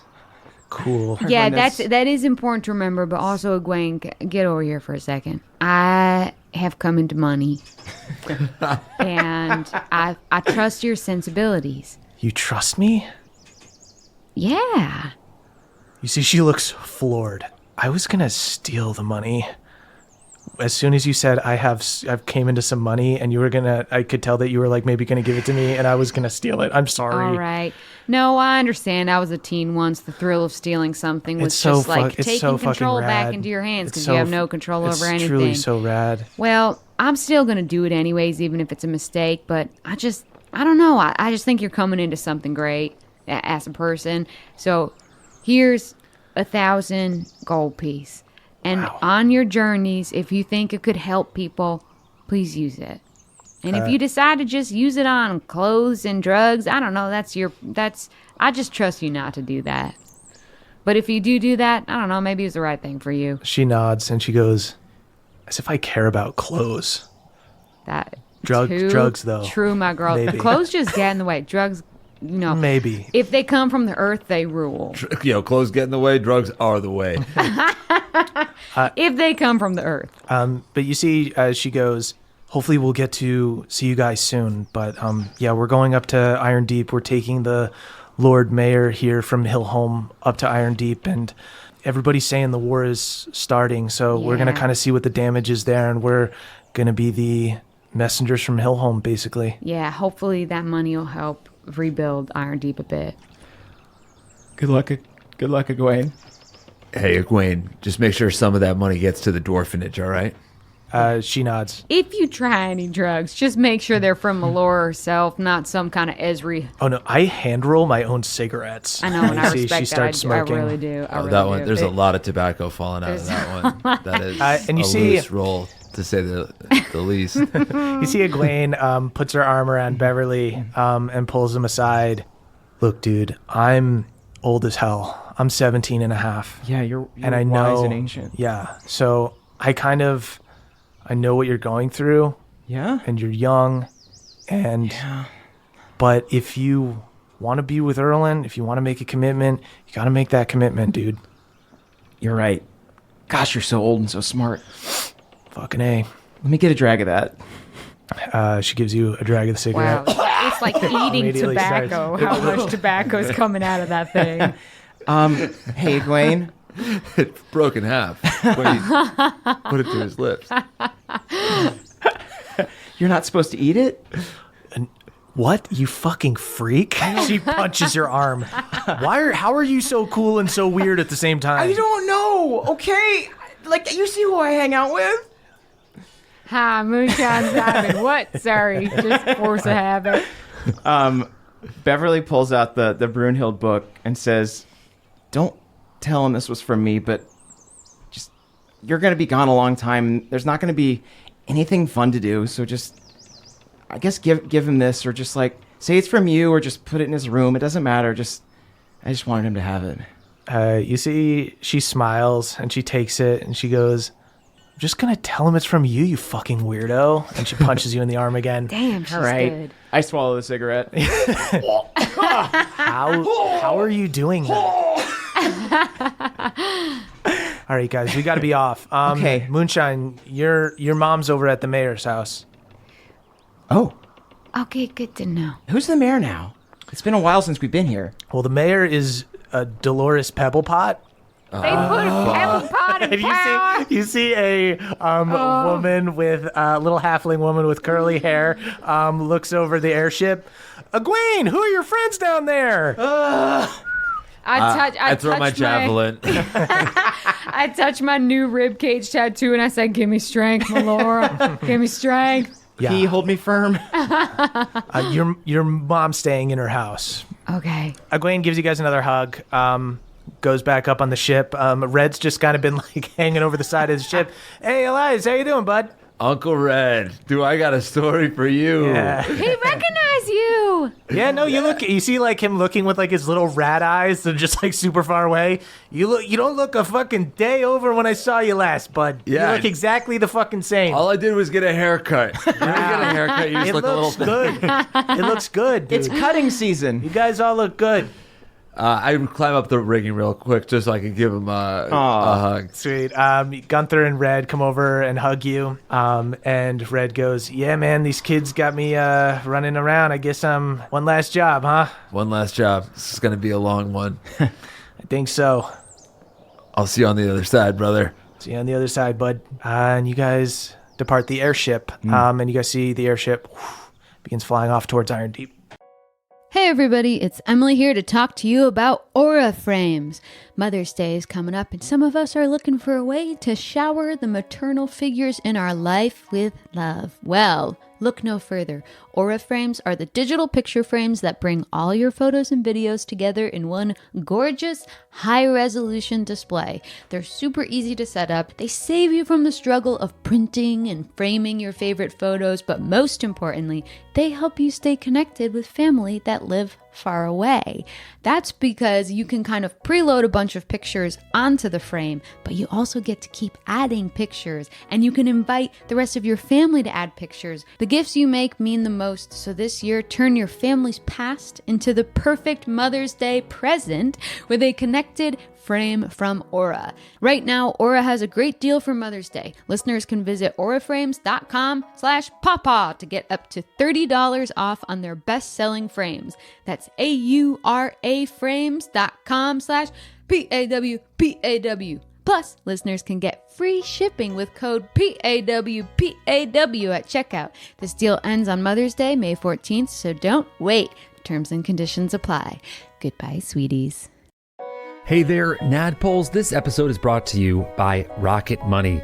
Do you know how much your subscriptions really cost, folks? Well, most Americans think they spend around $80 a month on subscriptions, but the actual total is closer to around $200. Holy hell.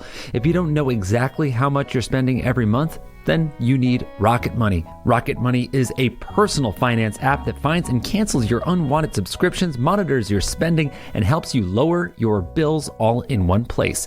Over 80% of people have subscriptions that they forgot about, and chances are you're one of them. Like that Stars app just to watch that one show, or that free gaming trial you never actually used. Well, Rocket Money will quickly and easily find your subscriptions for you, and for any you don't want to pay for anymore, just hit cancel and Rocket Money will cancel it for you. It's that easy.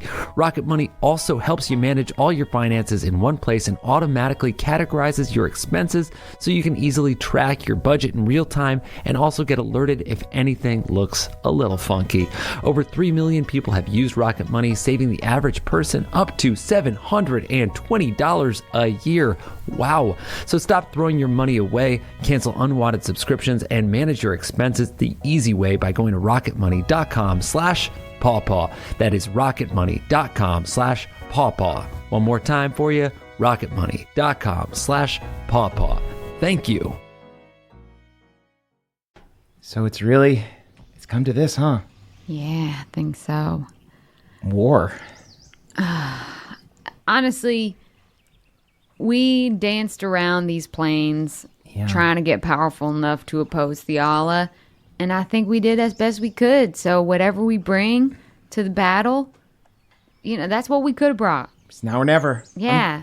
I'm going in with a clear head. Yeah.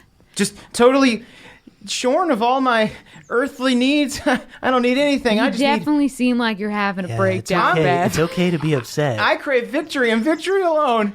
Bev. I am a warrior. Bev, okay, we eavesdropped on you, right, Harwan? Yeah, Hey, no, what? I thought you fucking blew it, kid. No, he didn't. don't listen to Look, Harwan. hey. I thought it was absolutely beautiful because I think that the best relationships are built on honesty and trust. And I think that what you did, it was not definitively bad. And it so was stupid. But you are the Now you're age. getting it. You are the age where when you're like a kid, when you're like a little baby and you got to build up a germ I am a library. dumb baby. No. He Follow gets me it. here. He gets When the you're a lesson. kid, you got to build up a germ library. When you're a teen, you got to build up a mistakes library. So you're building up a mistakes library, learning from all the mistakes so that you don't make them again. You see, Balnar gets a little bit emotional. Yeah. I knew my wife. We were from the same small village. I knew her when we were kids, and we dated for a little bit when we were teenagers, and we drifted apart for a little bit, but we came back together in the end. So maybe if it's meant to be, it'll happen. Bev just hugs Balnor really hard and just like screams into his shoulder. It's okay, bud. It's okay, bud. I think sometimes teens are just kind of trying on emotions too. Erdan goes, I really need to be finding the headmaster. Yeah, I think I gotta find Mima. I think I've just been kind of avoiding the situation, but I guess I'll go do it. Sorry, what's the situation?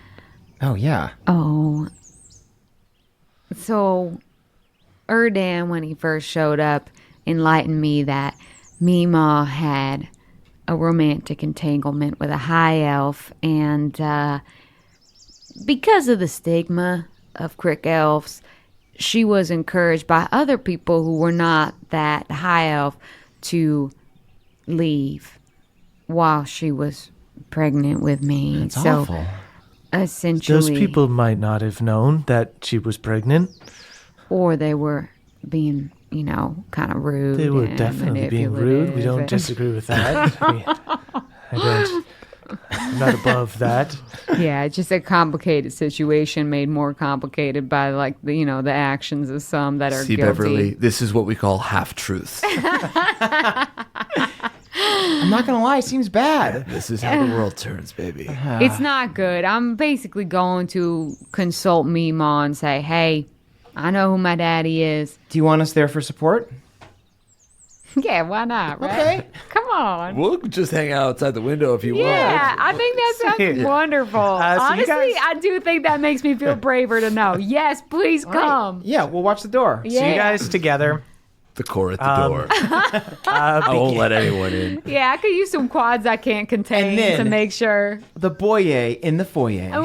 Ooh, yeah. Very good. The lad in the flat. So you guys walk over towards where Bev knows the Lord Mayor's mansion to be, and you approach the Mayor's mansion. It's this big hobbit hole built into the side of a hill. It's fenced in by this little picket fence covered in moss, only a little taller than halfling height, so most of you can see over it. Balnar just goes, "Oh, a lot of privacy here." Just like looking straight into the fence. Step over it. There's a small garden out front. The home appears to be only one story, but it's quite wide. It's painted a dull yellow, and the front door is circular, piss yellow. Ooh, And that's a pebble pot piss. yeah. The door is bright green with a knob directly in the middle, and there are many windows. You see tiny windows all along the side of the house. They're all shaped slightly differently, just inexact shapes. They give a kind of softness to it.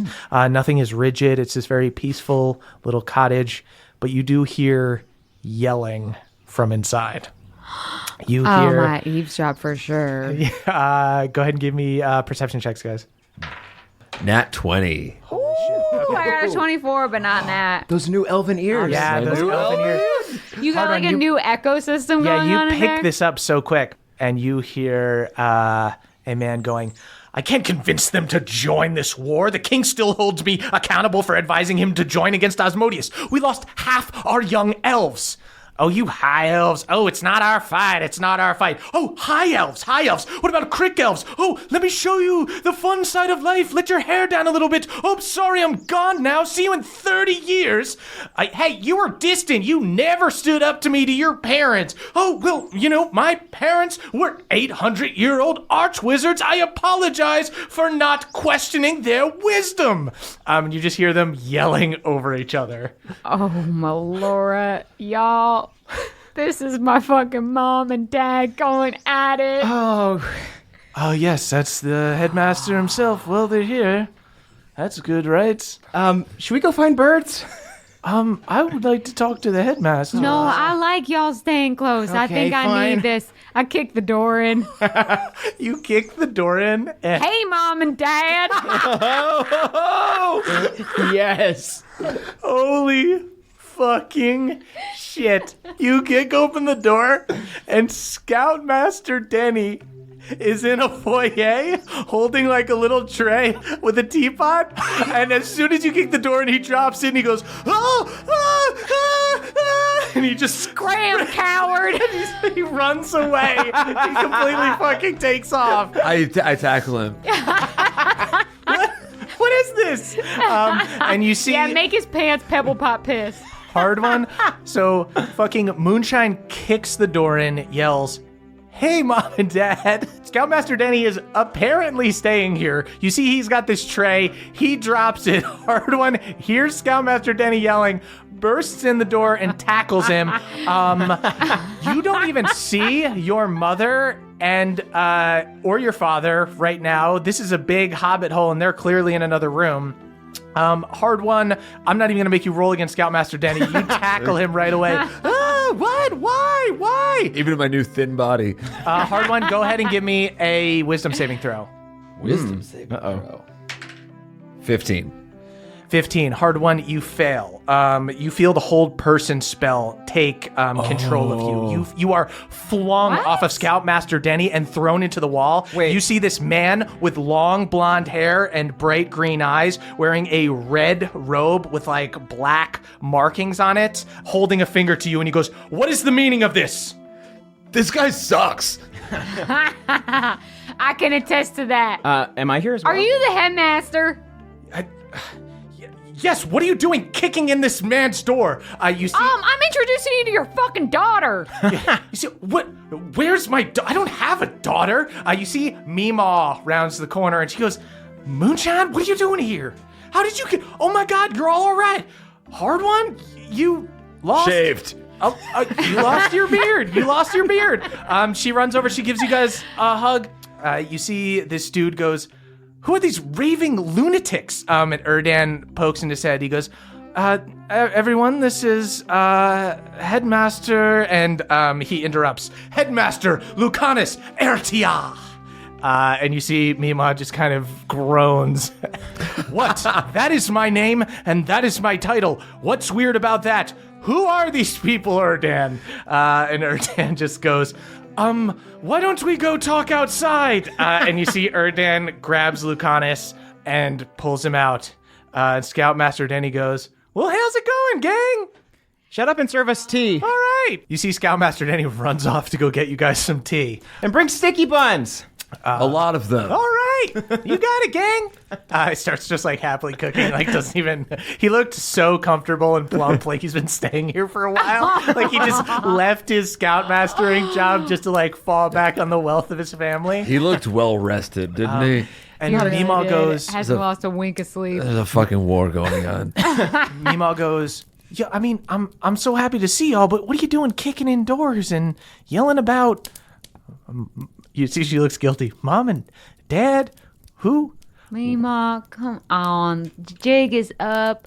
Since when do you care who your daddy is? I don't care except for the fact that I am half high elf and you never told me I was half high elf. What does it matter, Moonshine? You're It my matters daughter.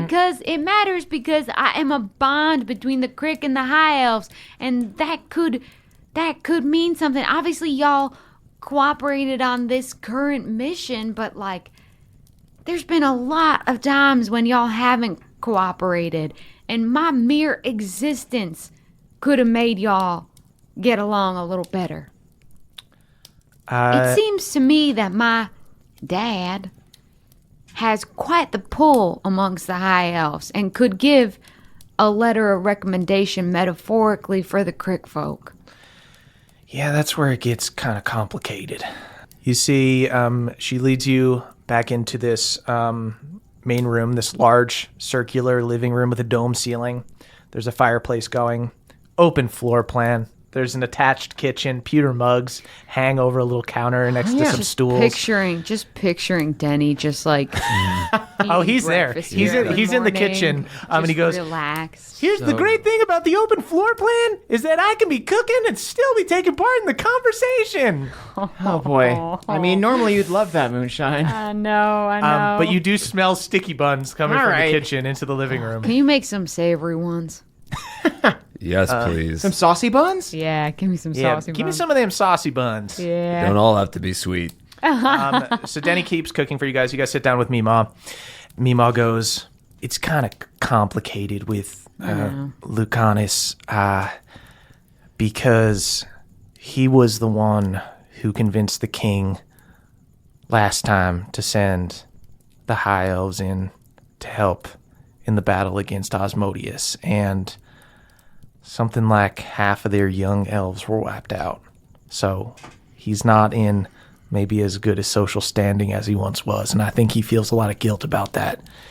And I'm willing to admit that when he's not here, but when he's here, that man just gets my goat. I know. I get it. Where is he now? Probably in one of his little weird little wizard houses. What? Like Leomun's tiny hut? Exactly, like one of those little Fucking looks love that like a spell. It's such a tent or cool something. spell. And then I've you always go in. admired that spell. I have. It's so fucking cool, man. It's You just so go in. awesome. You're like, oh, let's go camping. You think like, oh, you're just gonna do make it a real, and then you turn fucking into tiny hut. glamping. It's such a I love badass glamping. We used to glamp back in the day. Daddy and I. Okay, now I understand why you fell for this high elf. If he's able to make you a tiny hut, Sounds dirty to me. Find you a man who can make you a tiny hut. Yeah, tiny hut, big fuck. Yeah. Mima, just tell me a little something. Deep down inside, he's like a dirty scumbag, right? See, she gives a sly smile. She goes, "You got a little bit of a dirty daddy." Okay. I tap me, Mom. Thank you, Mima. I needed to hear that. Yeah, but I'm sorry, and maybe now you'll have an opportunity to get to know your father because we are in quite a pickle here, gang. Yeah. Yep. Yeah. That's one way to put it. We got word that Alanis was spotted in Galeron.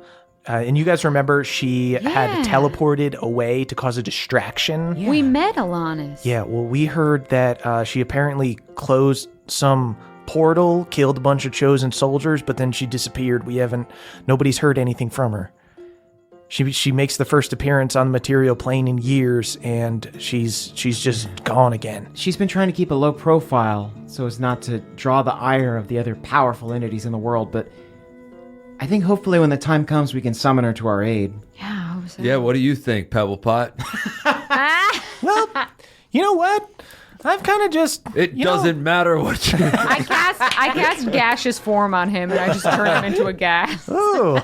You see, he gets into the oven with the sticky buns and starts getting his pebble pot stank all over it. You ruined I'm making him full good. batch. Too savory! I'm making him good. And Meemaw goes, good news is Ulfgar was spotted up in Frostwind. Apparently they're gathering the troops up there. But other than, you see, Meemaw begins kind of describing to you the current situation as far as this upcoming war goes. The way Bohemia is laid out is there's this one main continent, and on the east side, there's like Galateron and the Crick and Esri, and then smaller villages like Moonstone and a few other cities and stuff. But you guys have been to a lot of the major ones. Those have all been taken over by the Chosen. So that whole east side is all Chosen. Then there are mountains in the middle of the continent, and then on the west side is Iron Deep, kind of nearest those mountains. Then over on the west coast is Gladeholm, a little bit more inland is Hillholm, and then down south there is the ruins of a city called Osmodia, which was the old orc city, like the Mordor for the Osmodius badass. war. Cool. Oh, that makes so that's me way so far curious south. to go there. So Meemaw kind of describes the situation to you that Frostwind, which is this disconnected other continent that is north of the main continent, everything is generally fine up there. They're beginning to kind of gather the troops up there to possibly send warships down to the mainland. Gladeholm does not want to get involved at this moment or isn't sure what to do, and Iron Deep has just suffered heavy losses, and the west is looking way worse than the east right now. I've been kind of leading the defense effort for the elves here, so I've made Mawmaw acting Meemaw of the Crick. She's up there with the Crick people. I was wondering where she was. I rustle my overall bib to be like, Papa, you hear that? Meow, meow. You see Papa wells up. Meow. That's right, Papa. There's a possum Meemaw. Huh. I didn't smell her matronly musk, and I was like, where could she be? But of course. I miss her, you know. That must be hard on you. But she's the only person that you can trust with such responsibility. Absolutely. That's right. We don't Now deserve the only her. one I got to talk to here is this one. I'm a gas. I'm in a gas. So I don't. Oh, he's going in the pipes. He's going in the pipes. I do think that we could win Lucanus over, but there are other complications in Gladeholm. You might want to talk to him. Lucanus Artia? I know. It's y'all. Airtia. Airtia. I try to say Airtia. Artia? He likes it when you say it the way that Beverly just said it, but I think Bev, can you run that by me one more time? Ertia. Oh, roll the goddamn R's. Laura, lend me your patience and indifference in these trying times. Little uppity, yeah. Okay, yeah. I'm gonna go talk to him. I'm really sorry, Meemaw, of my passion outing you like that. I'm sorry for keeping it from you for so long. I honestly just kind of the way the Cricks are. I didn't know you would care, but you know, times change. I didn't know I'll care either, honestly. But I guess I'm weak to all the luxuries of the rest of the world. Hey, that's not weakness. Karen's good. Okay. Yeah, caring's all we got sometimes. Yeah, ain't that the truth? Ain't that right? All right, well, maybe I might go chew the fat with Lucanus. Yeah, just look for the dinky little tent that's actually a big fancy wizard house. God damn, it's such a good spell. So Liam on the fucking tiny rad. hut. It is so fun. I gotta stay here with the mayor's nephew, Denny. Yeah, take it from us. It does not get any better. Hey, you know what? Denny walks in with the sticky buns. I've been kind of listening to your guys' problems, and I've got a solution. You know what I did? When all the monsters were coming, I just hid, and then other people got rid of them, and everything was fine. I polymorph him into a boot. Just kidding. I don't have that. I don't have true polymorph. Not so bad. I will say if you cast regular polymorph, Denny is so weak you could turn him into a boot. Okay, I throw him into a boot. Denny fully turns into a boot. Mima, that is the funniest thing she's ever seen. She cries laughing and then begins to sob emotionally and then starts laughing again normally and goes, this has been a weird day. You could say, yeah. All right, well, why don't we walk you to your dirty dad's tent and, Yeah. and then we'll It's let a you go hut. in there. It's a hut. I want to see. I do need to see how small the hut is. Yeah. I'm curious. I think but then so. maybe we'll leave you there and I can go check in with my mom. Absolutely. Okay. All right, let's walk you over to Lucanes Ertia. That was good. Ertia. Yeah. It's like a tiger in your I throat. start knocking on Tiny Hut's doors. Sweet. Moonshine, you walk outside of the mayor's little hobbit hole, and you do see that in the front yard, there's indeed a little tent pitched there. Hard One and Bev, are you guys going to... With Moonshine's blessing, I guess we'll go on. Yeah, go on. That's Okay, all good. cool. So I guess Balnor will just... boys going to Grandma's house? What are you doing here? Go with the boys. I'm in no danger. Come, be one of the grandma boys. All right, Grandma boys off. Grandma's for the boys. Grandmas are for the boys. These guys exit. And Moonshine, you're outside this tent. Bev, you take Hard One and Balnor towards where you know your grandma's old house to be, where you guys used to stay when you came here in the summer. Is my grandma still around? Your grandma passed away a few years ago. I try to like put up a brave face, but like that combined with everything else that's happening today, I'm like getting emotional about it all over again. She was really great. I mean, that's where the sticky bun recipe comes from, obviously. And I mean, my moms are good, but Grandma Togold's. Her memory lives on in beauty. I shoved 2 sticky buns in my mouth at once. So Moonshine, you are outside this tent. I rap on the door. You see Erdan pops out of the tent. Hey, big surprise. I'm not looking for you. Oh, right. Would you like me to? I'm sorry for the sass. Hey, you we know all what? got to express ourselves in our own ways. Totally agree. I'm gonna go look at birds, but You do that a lot. yes, But that's fun. I agree. Will you find a bird that has, I was actually looking this up earlier today, find a bird that has a really deep call. I'm a necromancer. Okay. You would probably, if you wanted to like hang out and maybe Start find a bird birds watching for me. club. I could Yes. absolutely get into that. Okay, let's talk about that. Okay, yeah. See Erden starts to walk off and he turns around and he goes like, oh yes, the headmaster will see you if you'd... I bet you will. I'm just being proper. Yeah, I you see he know. walks away. I feel the need to discard such formalities. Dad? You yell dad and enter the tent. Yeah. You enter into a magnificent mansion. You enter into this tasteful little lounge. You see there is a cloth map of Bohemia on the wall with little pins in it. You can see that it's clearly which cities are controlled by the empire and stuff. And you see bookcases full of old tomes, a small desk covered in papers with a quill next to it. And you see there's a large wooden table on the other side of the room where Lucanus is just kind of sitting there in disbelief.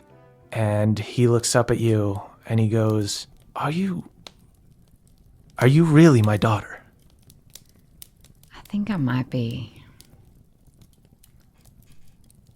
I don't know what having a daughter means to y'all high elves, but Having a child is a blessing from the gods. Young elves will save our people.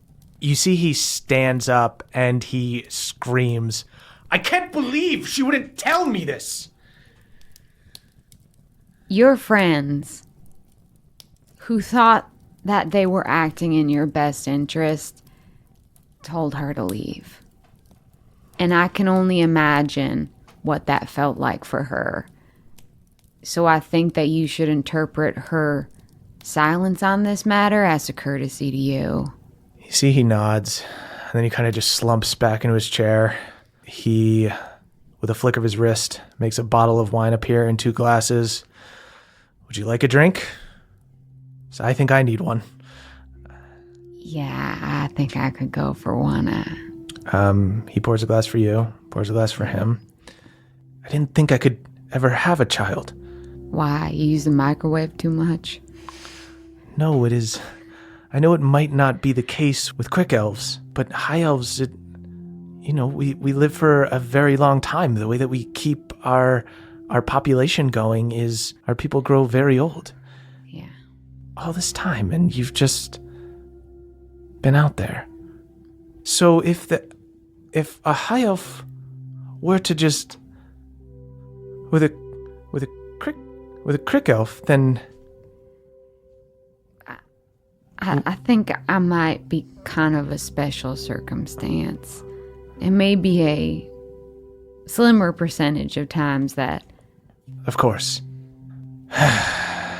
Anyways, I kind of came in here thinking I would kind of like put you in your place or something like that, or be like, like, sure, we share DNA, but we don't share memories, so you go, suck it or whatever.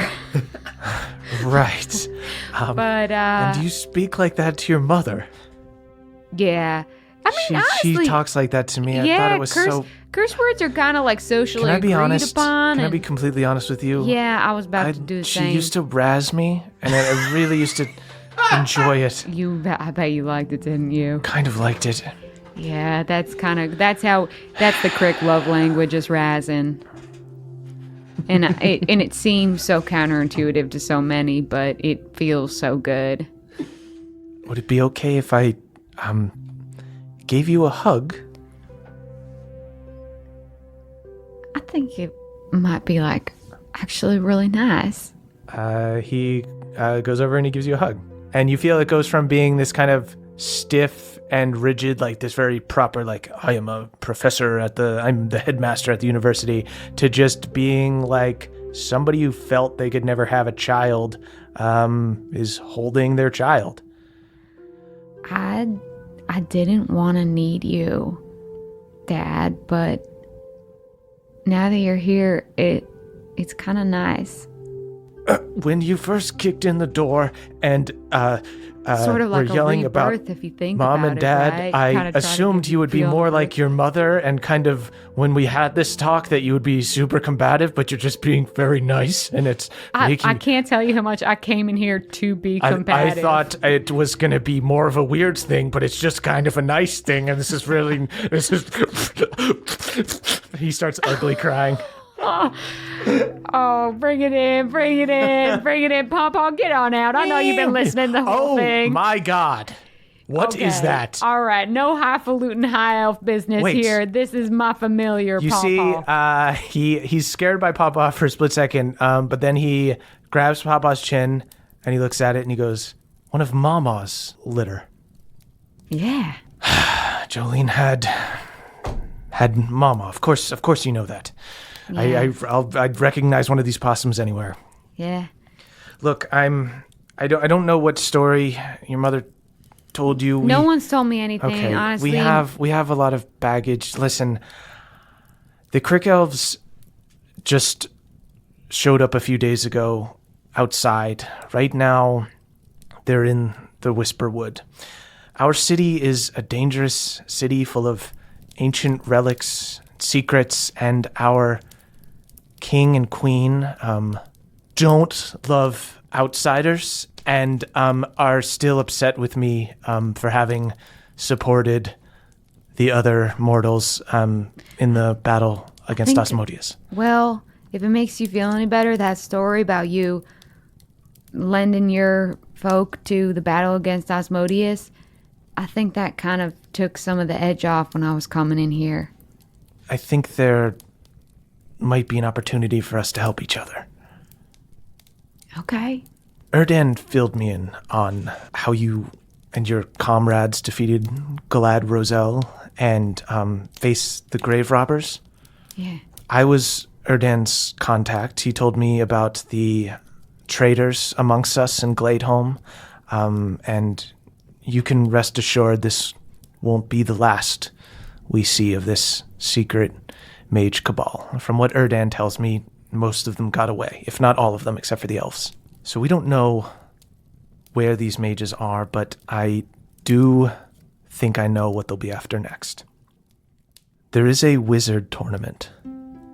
Shut up. I know. It is really that cool. That is so on brand. It's really, I'm just saying, I know. that's really fun and really on brand. There's I'm really on board. Very good. Listen, there's a wizard tournament at the University of Arcane Sciences at Gladeholm in 3 days. Mages from all over Bohemia will be competing, and the winner will gain possession of a powerful relic, something that was gifted to the elves long ago by the goddess Arathis herself. And Moonshine, you know of the goddess Arathis. Yeah, she is sort of the opposite of Melora. She's the law and knowledge and civilization goddess. You know that when you met Tonathan Tinkle and Esri, the levels of cleric that he had were in Arathis's domain. So it is like a very kind of arcane thing. At least in my world, don't at me. And Lucanus goes, the relic is it's a crown called the Nawa Thwal. I actually don't want you to repeat that again. I'll say it for you one more time. The Nawa Thwal. Please don't. Okay. Cool. That was enough. Translated into common, it's the thinking cap. It was passed down through the royal lines of the High Elves.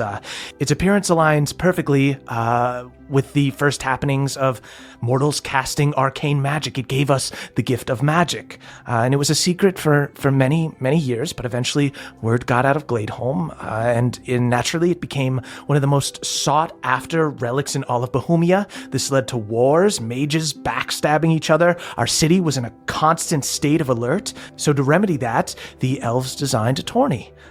All qualifying mages would be able to participate so long as they never attacked Gladeholm in open war. It offered the realm a clean way to fight over the Noathwal. We can call it thinking cap. We can. With the thinking cap, right. Without bloodshed and ransacking. The various arcane schools and mage guilds across Bohemia agreed, and the tournament has been held every 100 years since. So this is a magical contract. This isn't something we can get out of. This is like something you'd find in the Feywild. We're bound to it. Should we cancel the event, these mages could just openly attack the city. There might even be more traitors amongst the elves who could assassinate people. Well, I am fully game, given the needs of my compatriots, to join you at this event. Well, that's good, because we don't know who we can trust, and our champion was supposed to be Libella, who from what Erdan tells me, you've met her, and killed her. She was powerful. Good job. She was evil, though. Oh, super. Apparently, really yeah. Attractive, yes, though. no, I Really trust attractive, Erdan with my life, and he told me what happened. Okay, I can find you a new champion. I can do that. I don't need you to find me a champion. Oh, you have a new one. I need you all to compete as a team. It is a team event. I think I can get my friends on board for that. Do you think you would represent Gladeholm? So I am going to need one thing in return from you for this favor.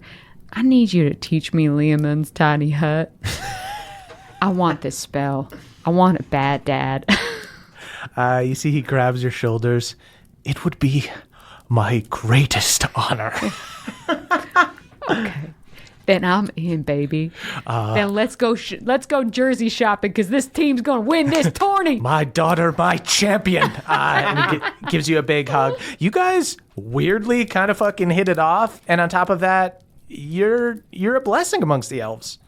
Hell yeah. I flip my hair over my shoulder. I'm a blessing, bitch. So meanwhile, Bev, Hard One, and Balnor, you guys arrive at Grandma Togold's old little cottage. You knock on the door. Martha Togold answers. She's cleaned up, and she goes, come on in. I'll make everybody sticky buns. Oh, where's Moonshine? Oh, she had some business, some family business to attend to. Right. Yeah. Come on in, boys. Thank you. Lets you all in. Oh, and who's this handsome fella? Pinches Balnor's cheek. This is Balnor. He's What's I ship it. What's going on? Balnor. You see Balnor instantly gets flush. What up? Hey, we had to walk a bit of a ways. He's probably just tired. Tired. Keep it together, man. I'm keeping it together. Balnor. I'm cool, man. That's my mom. All right.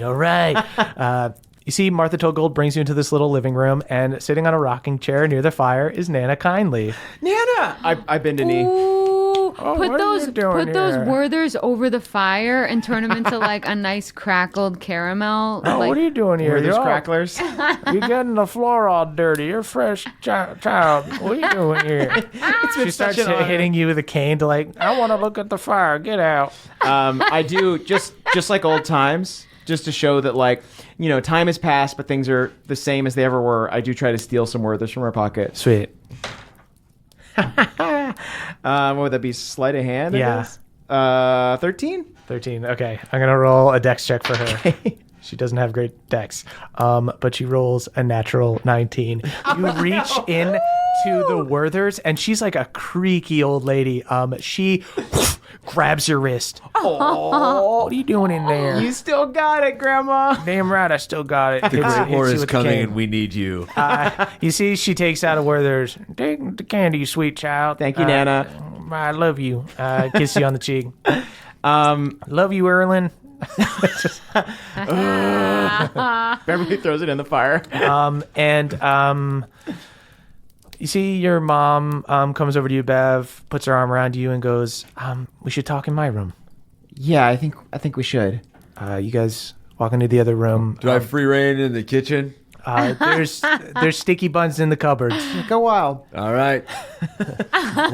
We'll be polite with them, though. We'll just one or two, maybe. Damn, the sexual tension. I ship it. Speak for yourself. So He Martha, has no intention of showing you respect. you and your mom, Bev, sit on the bed in her room. And she goes, honey, where have you been? Where haven't we been, Mom? It's been wild. Well, I guess I saw you in Galateron, and then you headed to Hillholm, but from there, we've been all over. We've been to Frostwind. We went to the Feywild. I think before I talk, I saw Dad. You see she nods, and she goes, I know, honey. You know? Yeah. How? How can you know? Your father, he came to me in a dream. And it was, I don't know, I just, I knew it was real. I could tell he was there, but he was different. And I knew he wanted to help me, but there was something cold and distant about him. I'm so glad I don't have to lie to you about this. You see, she puts her arm around you. Oh, honey. She gives you a kiss. And she's crying too. I kind of let it out for a bit, but then I kind of grab her by the shoulders in the way that a kid does when they're starting to get a little older and they're about the same size as their parent. Yeah. And you kind of square up with them for the first time. And I'm like, I'm going to get him back. Bev, he told me that everything will be all right in the end if you do what needs to be done. And he said to go out near the tree where you guys used to go fishing when you were a kid. Right. He said he left something for you there a long time ago. Okay. I'll go right now. I'll be here when you get back, hon. Cool. I think I don't even let Balnor and Hard One know I'm going. Sweet. I'm going to town on the fridge. What'd you find in there? Oh, dude, we got sticky buns. We got some some cold cuts. Well, yeah, I was gonna say, what's the deli meat situation like? Oh yeah, we got some really nice thin sliced turkey. This is stocked. This is absolutely stocked. It's stacked, Balnor. After Balnor Look said at the fucking lettuce in this. he's crisper. making like way too big of a sandwich, just using like all of her lunch meat. Oh, I'm so sorry. This is so rude. Don't be afraid. No, We can it's make it a fine. triple decker. She said we could go to town. So Bev, you Scooby doing my mom's fridge. Is there a starch in here? Or... Bev, you run out of the house. You see the sun has gone down and it's night. I light my sword. You light your sword. You hear the sound of crickets. All you see is the white gray light from your sword. The stars up in the sky. You're out in the country, and you see the moon reflecting off the pond where you and your dad used to go fishing, and you find this old oak tree that's been there for generations. You and Erlen carved your names here when you guys were kids, like not necessarily, you guys weren't in a relationship there, so it Yeah. wasn't like hard. It was just like, like friend stuff and things like that. You Got and our your first dad- pocket knives. Yeah, and you guys would like measure your heights and everything like that. And you get near this tree, and you see your amulet begins to glow as you step into the dirt near the tree. I kind of let it pulse to try and kind of suss where best to dig. Yeah, you find a spot where the amulet is almost too bright to look at. I keep looking at it, and then I start to dig. Sweet. You dig, and you're able to like use your shield to kind of do a wedge into the dirt and pull it back. You're able to use spells. You can kind of like shield smite into the ground, just like blowing the dirt out. And eventually you find a dirty old chest. Have I seen this chest before? You haven't seen it before. Okay. Does it have any names or engravings on it? Not on the chest, no. I ask because I'm hesitant to open it, but I think Beverly swallows his breath, grasps it, and then slowly opens the chest. Bev, you open the chest. It creaks. This is something that has clearly not been opened in a long time. This is either something your father buried a very long time ago or something that one of his grandparents did or something like that. He never talked about this chest. You open the chest and you find inside an old leather-bound book. It's simple, unpretentious, and dusty. It's a deep red with gold writing that says, "A bestiary of devils and archdevils by the paladin Beverly Togold the First."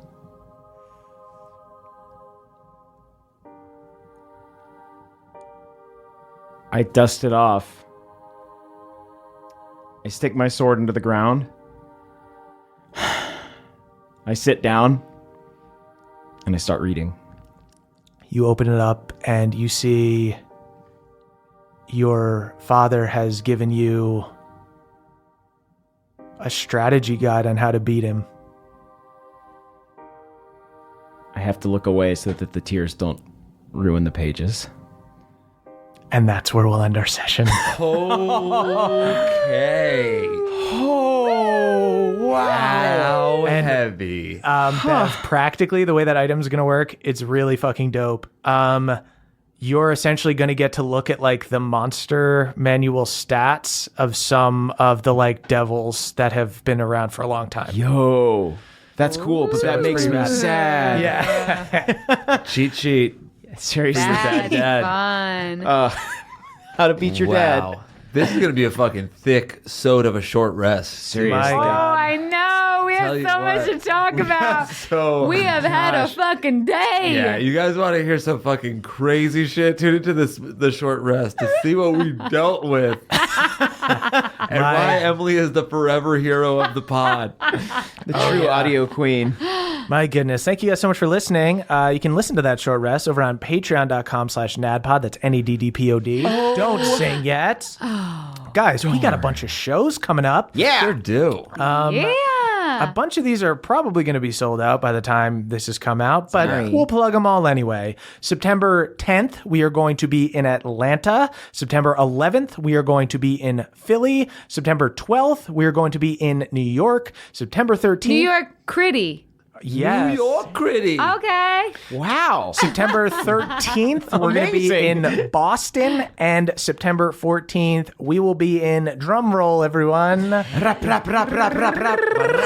Pittsburgh, baby. Get tickets before they sell out. They're over on nadpod.com/live. Get those now. And guys, we have some other things to plug. Me and Emily have our book, Hey You Up, How to Turn Your Booty Call into your emergency contacts, available on Amazon and on Audible. Balnor is currently reading it to get with Martha Togold. Right on. I won't have this. How dare. Retract it. Retract it. And His Amazon review is going to be very favorable. Swear to God, if this shows up in the Council This of book Elders. got me laid. you can watch Hot Date on me and Emily's sketch show on Netflix. Caldwell, what do you got to plug? I want to plug Drawfee this week. We just posted a new episode of Draga, which is the Dungeons and Dragons adjacent drawing show that we do. So if you're behind on that series, or if you've been waiting for that episode, it is there for you now. YouTube.com/Drawfee. Hell yeah, dude. Yeah. Jake, what do you got? I plug a new family business every week now. If you live in New Haven, go check out Olmo, the bakery and restaurant where my sister works. It's Very delicious. cool. Oh, that's so cute. I want to go there. I love it. Very nice. All right, guys. Follow us on Twitter at CHMurphysMe, at Caldy'sCaldwell, at ExpertsEmily, at Jake Hurwitz is Jake. And you can tweet about the show using hashtag NADPOD. That's NADDPOD. We are the youth of the nation. We are the youth of the nation. Am I going to have to kill my dad? It's the end of the show, everybody, and that means I need to shout out our benevolent council of elders, starting with Brad D., the only pebble pot that isn't craven, lives in a shed behind the mayor's mansion because Brad is too proud to mooch off the family fortune. Jay Loma, 72, a.k.a. Steelbreaker, Hard-Won Shimspiration, though it's going to be hard to keep up with all of Jay Lomas' sick gains now that Hard-Won is half-elf. Dylan B., a sword-wielding wizard surrounded by a floating army of blades at all times, also surrounded by a positive attitude and a great group of friends. Danny P., Bohemia's resident artist, painted Hard-Won's senior portrait at the Dwarfenage. Fortunately for Hard-Won, the portrait was destroyed when Iron Deep was attacked. Spencer Caskbrew, patron elder of libations, ale maker to gods and heroes of Bohemia alike, including Melora, who does not like being referred to as a hero or a god, but does like a good pilsner. Beardman Dan, the longest beard in all of Bohemia. Secretly, Beardman Dan has an extremely small face that just makes their beard look really big, but don't tell anybody. Scott D. was also trapped in Galad's sword, but only got to reunite with their dentist, which kinda sucks. Hermes W., the Bat King, found Hard-Won's old vampire body and kicked it for being a pretender. Spartus served finger food at the grave robbers meeting, not an evil wizard per se, but definitely complicit. Adam R., the R-rated assassin, does every kill in the nude, and yes, they've had a few close calls with the knife. Danielle, the dastardly dame. Danielle is so dastardly she gives Denny advice on how to make passive income so he can continue to accumulate wealth without doing anything. Hugh C., a.k.a. Haldor Frostback, MVP of the Giant Wars, crewed on the SS Stormborn and fought alongside Elias and Red, currently on the airship, comforting Erlin and threatening to kick Bev's ass. Daniel Yu, a.k.a. Multifor, the many-faced magician. Daniel is part of the grave robbers and spent a lot of time at Michael's getting all the material together for all those masks. Jordan DJ, legendary DJ of the realm. Balnor already put in a deposit so that Jordan will MC his wedding with Martha Togold.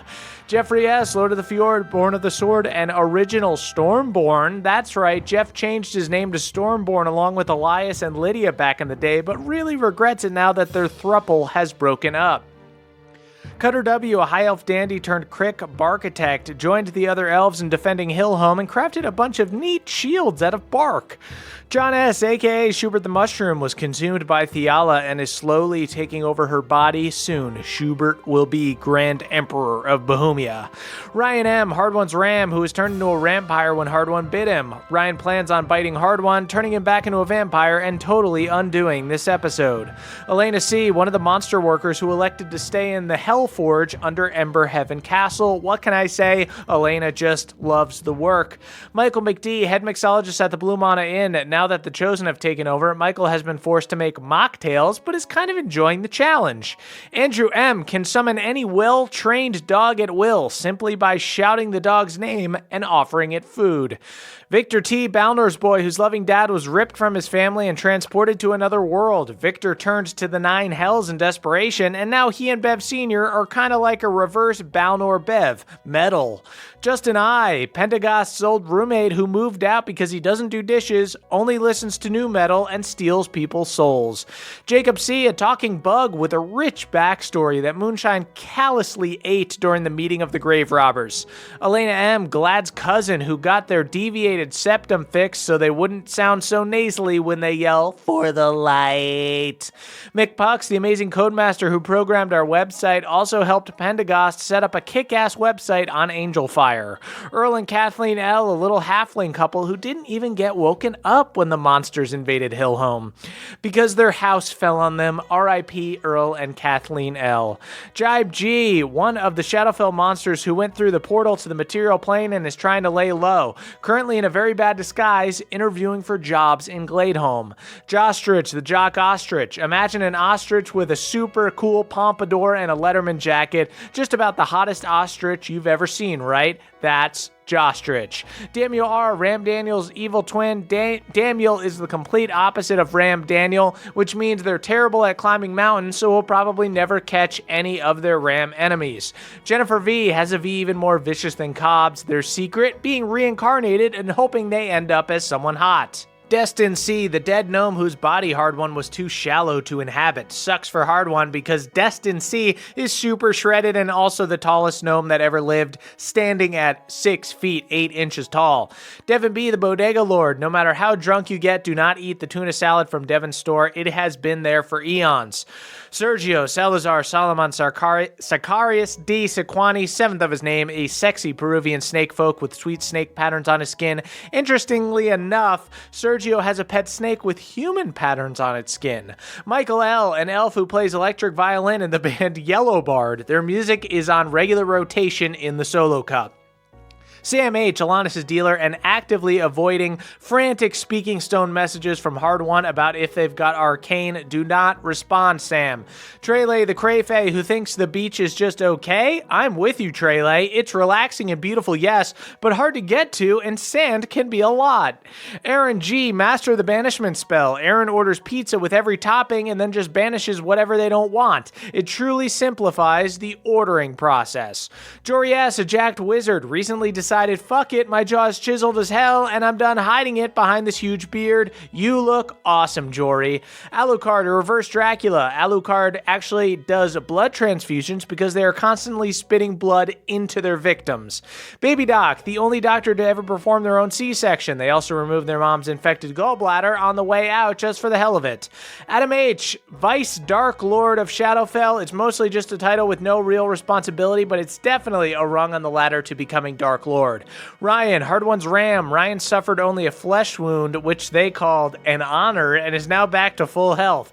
Happy to have given Hard One a small snack of their own blood. Thanks, Ryan. Big Buck, pregnant elk Moonshine's elk and baby. Moonshine is so fertile that Big Buck is also pregnant. Richard F., after plunging into the Cragwater abyss, Richard was born anew as a mighty kraken. Richard lived to 14 before the band of boobs hacked them to pieces in Shadowfell. Richard X Machina introduced the Crick to scratch off lottery tickets. To this day, no one has cashed in a winner, but it's only because Crick folk just enjoy scratching. Troy McSee, a halfling therapist who is currently helping Erlin work through some of his demons. The kid is developing trust issues, but Troy is doing everything they can to nip that in the bud. Cannibalistic Cthulhu is absolutely known to eat people, but what you might not know is they also have a sweet tooth. Cthulhu loves to have ice cream after eating your loved ones. Sam L., a dwarf with a beard so long they can wear it as clothing, but Sam is done trying to use it as shoes. Last time they tried that, they stepped in dog shit. Dom R., a soda genasi. Dom has gotten rich off of bottling themselves and adding just a hint of pamplemousse. I'll drink Dom all day.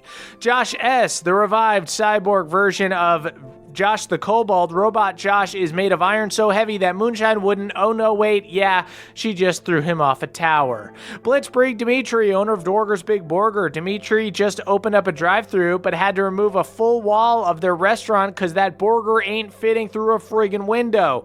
Caleb Storm, cupbearer in Cord's Great Hall, also bearer of Cord's Cords. Caleb is amazing at keeping Cord's speaking stone charged. Nicholas C. has starred in every single movie ever made in Bohemia, did the score for their latest flick, and all critics agreed it was an utter disaster.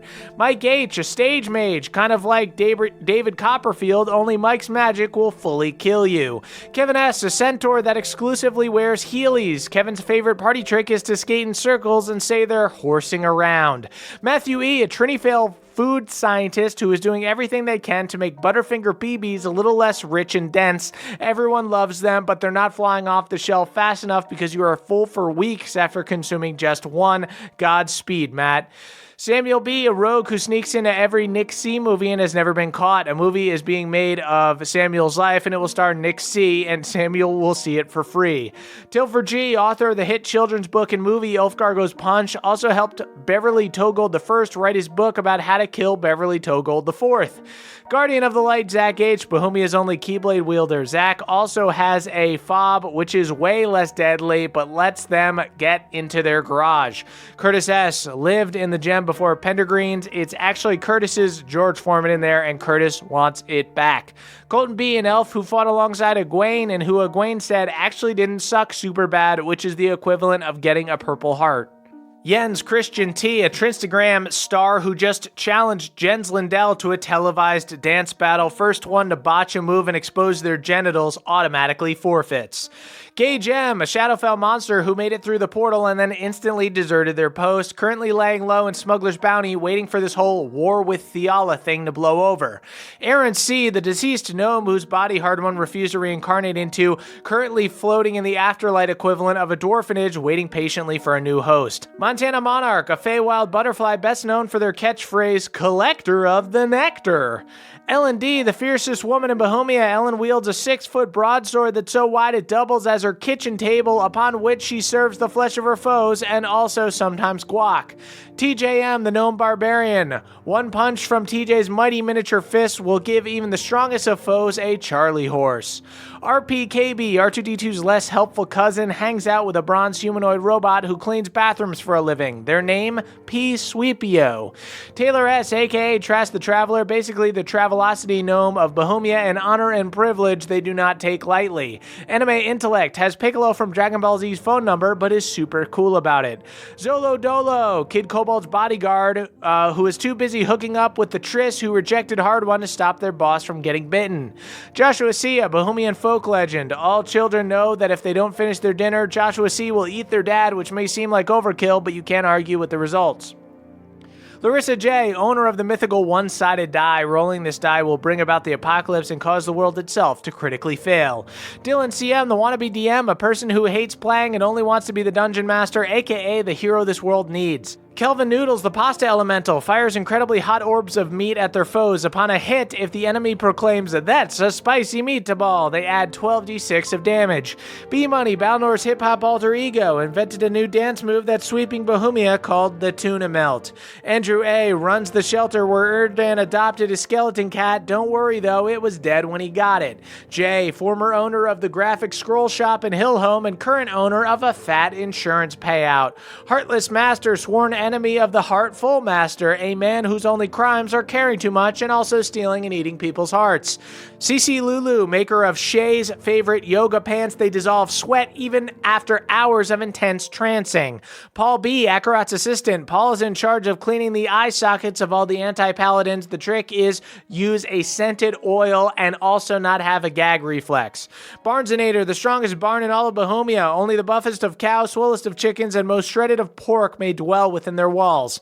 Shane M., a dwarf who runs the Iron Depot. It's a store that specializes in raw metals, but they also have a lovely selection of succulents.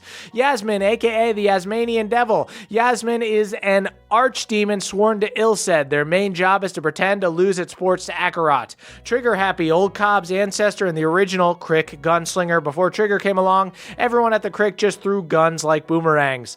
Eric G., inventor of the spell Eric's Huge Hut. It's like Liam's tiny hut, except this hut is way smaller on the inside. Sure, it might be impractical, but it's also stupid.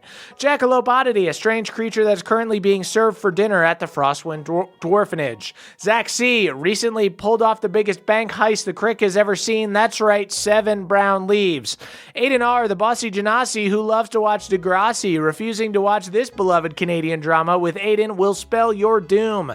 Jeremy R., the bartending assassin for the SS Stormborn. Jeremy keeps all their alcohol in sky blue bottles and all their poison in cerulean ones. This has never backfired and is in fact a good plan. Ellie K. runs a salvage ship that dredges lakes for sacred artifacts. Ellie found like 15 cursed rings of power just last week. Luke H., a cobbler who polymorphs people instead of actually making boots. It turns out leather in Bohemia is expensive. Ritterin, Kaka's new master. Ritterin is a Kanku who calls themselves Kaka's mother, and honestly, it's a little creepy. I'm Hopeless, a down-on-their-luck adventurer who is currently hanging out at the Hungry Trout Tavern waiting for someone to give them a quest. Here's hoping some frogs steal some teens. Timmy R., Pendagast's high school bully who turned him into a total monster. We have you to thank for all his angst, Timmy. Alex M., a tiny spider who got sucked into the Shadowfell portal only to be squished by Martha Togold. Sorry, Alex. Cassandra MHP, aka Cassandra Max HP. Cassandra has such high constitution they can just hop back and forth through the Shadowfell portal all day without barfing. Cody John H., the big monster that Galad built the bone throne from. Nice bones, Cody. Aaron R.S. once ate 2 Butterfinger BBs, a feat that caused Onyx to faint and Nyack to vomit. Lucas B., a drunken monk who recently got sober and now sucks at fighting. Hit the sauce, Lucas. Ruben A., one of Theala's angels who became disillusioned and left the church, but got to keep the wings. Cool. Jordan L., a tuba player who performed at Gemma and JV's wedding. Jordan also played music for the bedding ceremony, which was honestly unnecessary. Lori S. recently polymorphed their landlord into a shoe, which was funny at first, but now they have to pay rent to a shoe. Jay Parker, the first player to hit a so-sick trick playing the Giant Shredder game at Smuggler's Bounty. Unfortunately, it was so sick that a glitch trapped them in the game forever. Austin C., the Jester Mage, a sorcerer who imbues items with wild magic and wreaks havoc on the world. Hard One is deeply interested in meeting them, mostly because they definitely have arcane. Austin M.R., aka the butcher known as Bonesaw, contrary to their name, actually butchers all their meat with their own teeth. Just a pissed off Triss, aka Touch It, no longer under the Bear Princess spell, but decided they liked the Sisterhood of Trisses and is traveling the Feywild finding new sisters for the Tristerhood. Kaylee Elise, the honey queen with a heart of gold. It's not a euphemism. Kaylee's heart is 24 karat and diamond studded. Dave H., Balin the Bard, a traveling bard that follows the band of boobs around singing the tales of their exploits, puts out a hat for tips, but it's actually a hat of holding and they are loaded.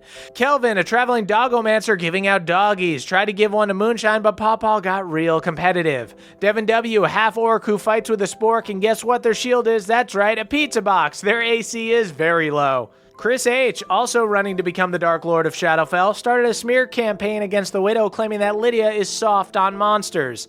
Shanoa B., a tricky child who took the actor feat, but only to help them fake sick to get out of school. Nick S., aka Old Crick Nick, the strangest guy at the Crick, lives on the outskirts of town with their pet rat and is rumored to possibly be everyone's daddy. Sam H., the half-elf who gave Hard One their body. Sam, we think you look great no matter how much Hard One takes you for granted. Quinn G., a fire genasi who would like to remind everyone that it is impolite to light your cigarette on a fire genasi without asking first. Jared E., Bubbles veterinarian. And yes, before you ask, Jared is a vet that specializes in zombie pets. Doobie Ashtray, Egwene's arrowsmith who has a bunch of poison-dipped arrows waiting for her next time she levels up. Brian, Pendagast's former roommate, roommate made Pendergast take his pull-up bar down because he never used it, and Pendergast threw a fit. Dak Alpha, the drunk monk and enlightened drunken master water genasi, can't visit California during drought season because everyone keeps trying to drink them. Her Majesty Claudette, the royal kitten of Gladeron, more than just a cute pet, Her Majesty Claudette is also the Minister of Finance. Carborough, Chapel Hill, FPV, a rogue who's amazing at hiding everything but their emotions, can conceal their entire body in broad daylight but can't pretend they're not mad when they aren't invited to game night. Persephone was next in line for reincarnation after Hard One and got stuck with the gnome body. Hard One rejected. And finally, Prince of Ravens. Contrary to their name, Prince of Ravens is actually a human who lords over a bird bath full of ravens. Thank you guys so much for listening. We'll be back next week with another episode. You can head on over to our Patreon to listen to our short rest. Thank you to all of our subscribers. Thank you to all of our Council of Elders. We'll catch you guys next time. That was a HeadGum podcast.